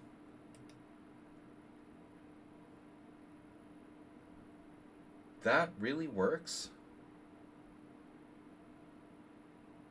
Are you kidding me? Come on, bro. Bishop takes g5, h6. Bishop h4. Okay, this has got to be like a miss. No. No. It was a5. It was misrecorded. Obviously. g5. This is Cibalo, Croatian Grandmaster. He clearly played a5, and then it was recorded as g5. There was something weird about that, though. If you look at the move, it says something 5, bishop takes g5. Oh yeah, so it must have been a5. It was probably a5. White played bishop g5. Black played h6. And then the game continued. Yeah, obviously Cibalo didn't play g5. Some noob out there believing that. I mean, okay, I had to make sure there wasn't some kind of tactic. Yeah. So bishop f2, knight h5, rook fe1, knight e6. Okay, now you need to stop and think for a minute. You can either play rook a d1, or you can not play rook a d1, which means you're probably playing knight takes knight. If you were to play knight takes knight, how bad would that be? You didn't like it because of bishop takes or pawn takes? Or why? What about like pawn takes? Can he change the structure to this? Maybe this upgrade? This is an upgrade? Yeah. Okay, so keep the status quo. Right.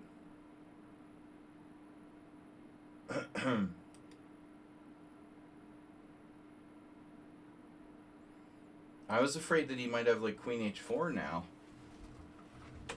Is that unsound? Somewhat? We just hope we're not getting mated with some sort of bishop takes, king takes, queen h4 check, king here, knight g3, but that's a pipe dream.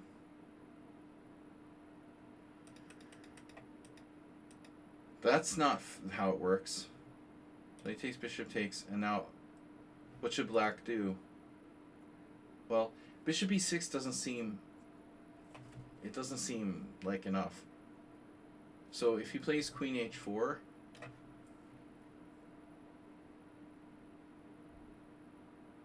do you go here? You dare him to sacrifice a piece because it's not enough? Presumably, right? We're probably winning, I hope. Oh my god, we're not. Holy shit. Wow. That works for black. Oh my god. Shit. Seriously? But then we have bishop takes e5, intermezzo. Yeah. Yeah, bishop takes e5 works. He can't sack the knight on g3. Okay, so there's a lot of tactics you have to check here. You'll have to play g3 and slowly push him back to make sure that all works. So bishop e6.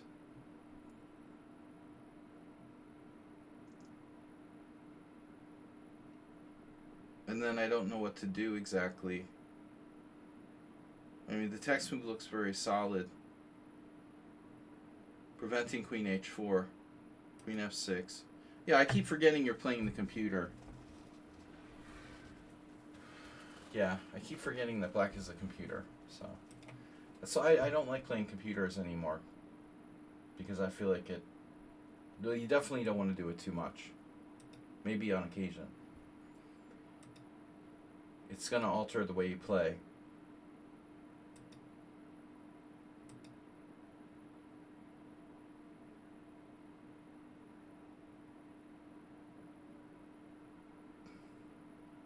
bishop on e5.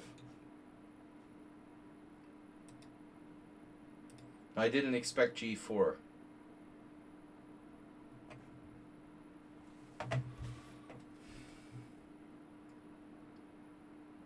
Black clearly, you know, playing for f5. But I mean, how serious is f5? So g4 is an extreme commitment. So I would make a case here that you gotta consider not playing g4, because not playing g4 is more fluid. Okay, the first thing that I think you should consider is like king h1, but there are problems with that, right? Black's playing f5, and if you try to do like f4, it's not going to work because you get pinned. Plus, there's like the light squares here. So in other words, you can't get an f4. I'm not sure that g4 is a bad move. All I'm saying is that it's extremely inflexible. You don't have a lot of options after that. But, you know, I don't know what to do. I was going to suggest another move which probably doesn't do anything. Bishop d3. But, I mean, this bishop is kind of defending your king side. So, I don't know. After bishop d3, black plays f5 anyway, apparently. If he plays f5 anyway... Shit. So there are some interesting moves. But c5 seems to be the number one.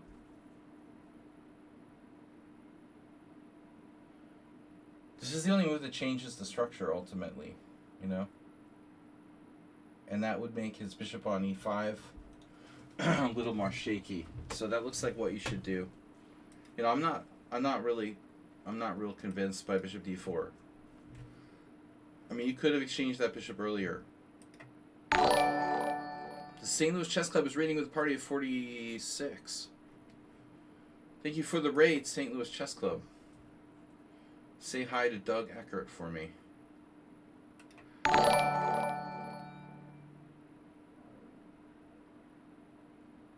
Alright. Thank you guys from the St. Louis Chess Club for the raid. I'm just analyzing. Actually, this is our last game today. It's Classical Kings Indian. What is that? Getting multiple notifications. Oh. We got Horse Whisperer, Horse with No Name, Harry, Binturong. Thanks, everybody. Yeah, Classical Kings Indian. One of our subscribers played against Leela. It's like a training game. Again, as I said, I think everyone should be careful about playing computers too much, because while it might make you better as a player in some ways, it will alter your style. So I think in my case, I quit playing against engines on a regular basis because of that. If it changes you into like you're afraid, you're playing fearfully, you're altering your style when you play the computer, I'm not sure that's necessarily beneficial. Having said that, you know, playing against computers for beginners, maybe to practice like handicap levels or something like that, there can be value to it. Yeah, but I don't know what to do here with white. I used to do it very regularly, but yeah, if you're doing it occasionally, okay. There's a lot of value in chess computers, obviously, chess engines, but just this is something that a lot of people don't think about, you know. Mr. Coffee likes to play engines on a regular basis. And I always remind him, what's wrong with King H1 F4? Turkey Farm, that's the first thing I said. Chess Zebra, I was thinking about you. Were you at that other stream? They bring you over? Did you guys know there was a doctor in Hawaii charged with like murdering or attempting a Maui? Murdering or attempting to murder his wife? I had to check and see if it was Chess Zebra. Isn't that where you live? And you're a doctor? Are you like the doctor who murdered his wife? Shouldn't you be like... I thought you that's crazy. Small world, huh? Dr. Chessibra, he's on TV. He's on trial. Oh no. Oh yeah. They went hiking, right? And he like tried to beat her with a rock. Then in defense, the defense was arguing that the rock wasn't really. That's about as far as I read. He picked up like a lava rock, and he was like hitting his wife with it in the head. But it was a small. The defense was arguing, but it's a small lava rock. He wasn't really trying to kill her. Yeah. Okay. Yeah, it was. Oh, you're on Oahu. Okay. The hike actually was on Oahu. That's weird. Well, anyway, pleasant thoughts. So, I paused here for a long time because this seems like a technically important moment in the game where our subscriber um,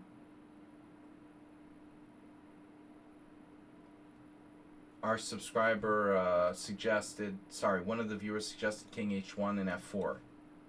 And I said yes. That was my first idea as well. Because there's the file here. If you play F4, look, if you have like 2 moves in a row, it might become very interesting. I want to play King H1 and F4, but you have to watch the C4 square. Remember that there's bishop takes C3. At any moment, black can give up that Benoni, King's Indian bishop on C3, knock out control of E4. Yeah, no, I mean, it's very natural. Like, you get your king off the same line with the queen, you play for F4. But the computer says C5. But, I mean, honestly, if you can't play F4, then you need to shake that bishop on E5 somehow. And the other move the engine likes is, like, bishop D4. But if we go back a few moves, remember, you know, honestly, this move makes sense, right? G3 to keep him out of F4. When he goes here, though, we didn't really talk about this. I think we have to consider bishop takes C5. This seems like the kind of move you might want to play against the computer. It's a computer. It's probably going to beat you. Even a draw would be a good result.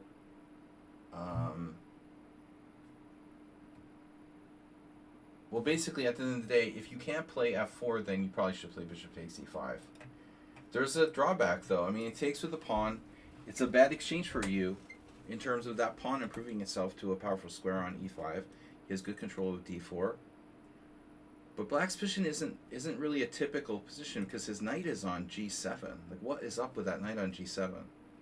Where is that knight going exactly? It only has E6 and D4.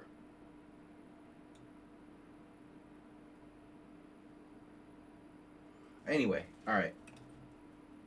You played G4. It looked inflexible. It is inflexible, but I can't say I anticipated its response, which is H5. Very aggressive.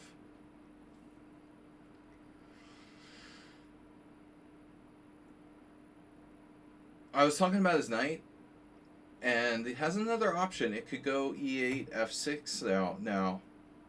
But even from F6, it doesn't do a lot. H3, not ideal, but I think you have to. And now it trades right away, which I think is kind of weird. I don't know why the engine wants to trade right away. It doesn't seem like you have any threats. And now he goes back to F6.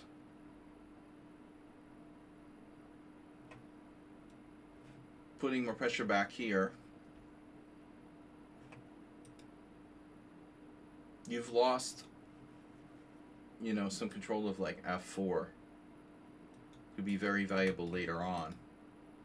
I mean, at the end of the day, you have a bad piece. Your bishop, which is blocked by, you know, I like to call them moms, just for a joke. So it's like 1, 2, 3, 4, 5 out of 6 moms prefer, you know, chunky peanut butter. You know, 5 out of 6 of your pawns are on white squares, blocking your bishop on f1. So it's a bad piece, dude. And black's bad piece is a monster. So his only really bad piece is his knight on g7. That white square bishop is going to kill you because of, you know, it's a Marazzi, and you played g4. So now this is, you know what? I would almost like pay him to take the pawn. Think about rook c1. Is this a good move? I mean, if it was his turn and he could take this pawn, would he take it? Bishop takes. Maybe he would take it. You're going to go bishop d4, and it's awful for black. The only way he can take that pawn, take the knight on c3, is if he follows up with like c5 to prevent you from using the d4 square. But even that's risky. So I don't think you have to worry about bishop takes c3. I was thinking actually, this looks awful, but knight d1. But like, what's the point of that? You know.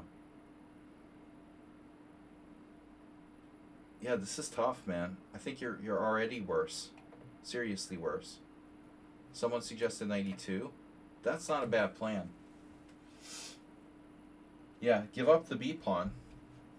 I mean, that's the kind of move that I would play against. I mean, this is definitely the kind of move I would play against like a human opponent, definitely. Plus, there are exchange sacrifices like this and bishop d4.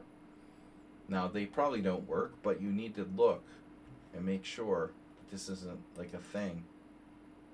No, I know you don't have to play rook takes b2, but it's an idea. You have this. You have a lot of ideas. You have knight d4. You have a ton of ideas.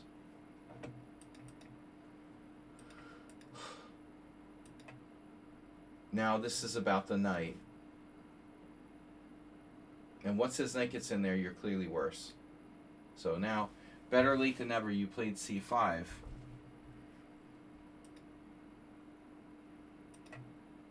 And now a really computery, well, move. He doesn't care about the d-pawn because he's just going to come and try to kill you down the h-file. It's Mr. Spock, you know. It doesn't have any emotions. This looks really scary for white. Your pawn's not going anywhere. It's blockaded. Knight e2, rook h8, now knight g3. This is a beautiful square. And h5 as well. So, and the computer understands, like, this is a disaster. Black doesn't want to do bishop takes there. So its only option is this, and it's willing to give up the light square bishop for the knight, maybe. Although maybe it doesn't even have to do that. If you were to play knight f5 check, do you think it would move its king or take on f5? I think it would probably take, but if it does that, it has to watch your d-pawn. So it'll probably have to take that next. It'll take, you'll take back, and then it'll take your pawn.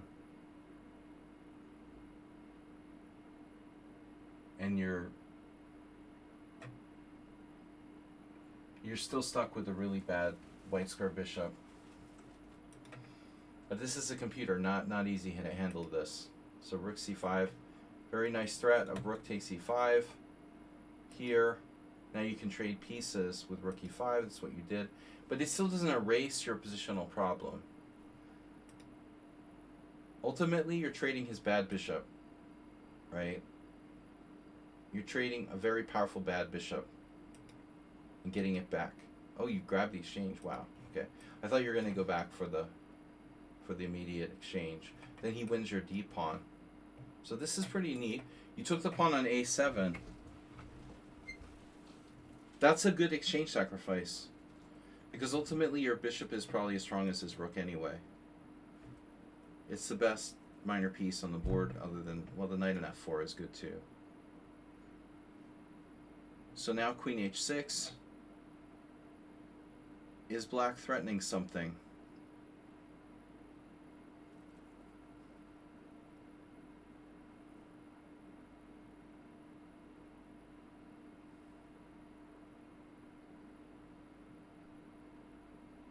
Is black... I mean, this is nice how the knight is covering h1, actually.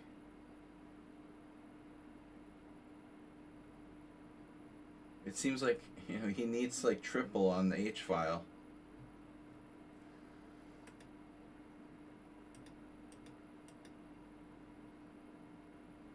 So, and your rook is used to cover here. Very nice.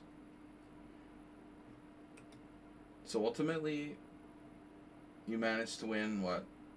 You win 2 pawns here. Wow. He has an in, but in the meanwhile his e5 pawn is hanging, so as to defend that, now you need something. Because this queen h4 is a serious threat. I mean, of some magnitude.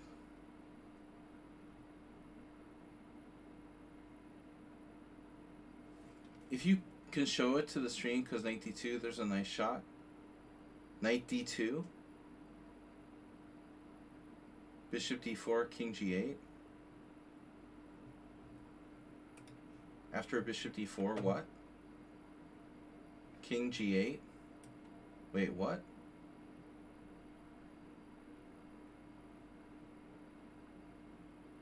Oh, in the previous position.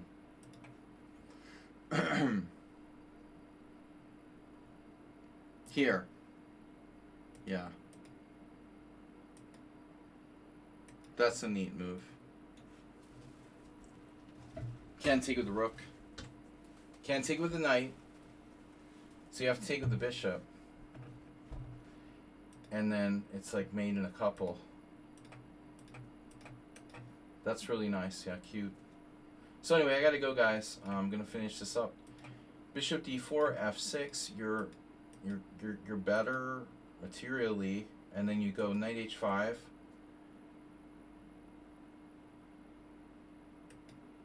And here's the punchline. Wow. What a move.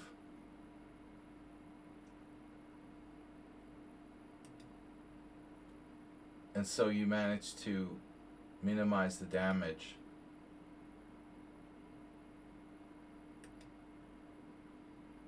It's amazing its play, though. Even though it's not material. You know, Leela doesn't mind giving up material.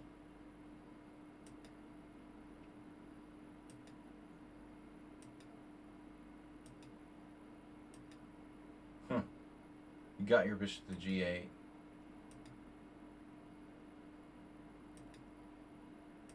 Wow. And now black is starting to lose the thread.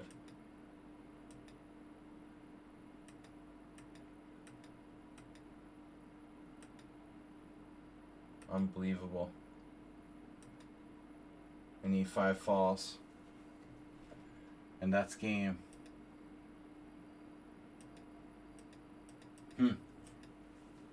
Impressive.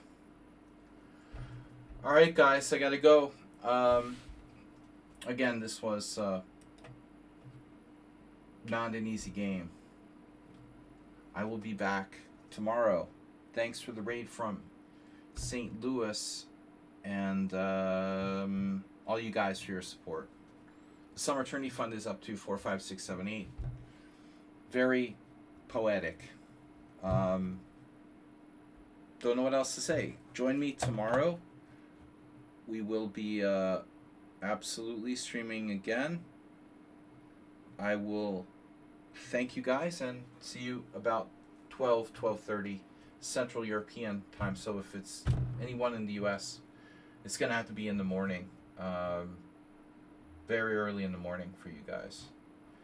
And then on Sunday, though, if anyone is here from the Raiders, every Sunday I do a stream where I'm hosting a simul here on Lichess. So Sundays is reasonable. It's like this, 7 p.m. European time, Eastern European, Central European, whatever it is.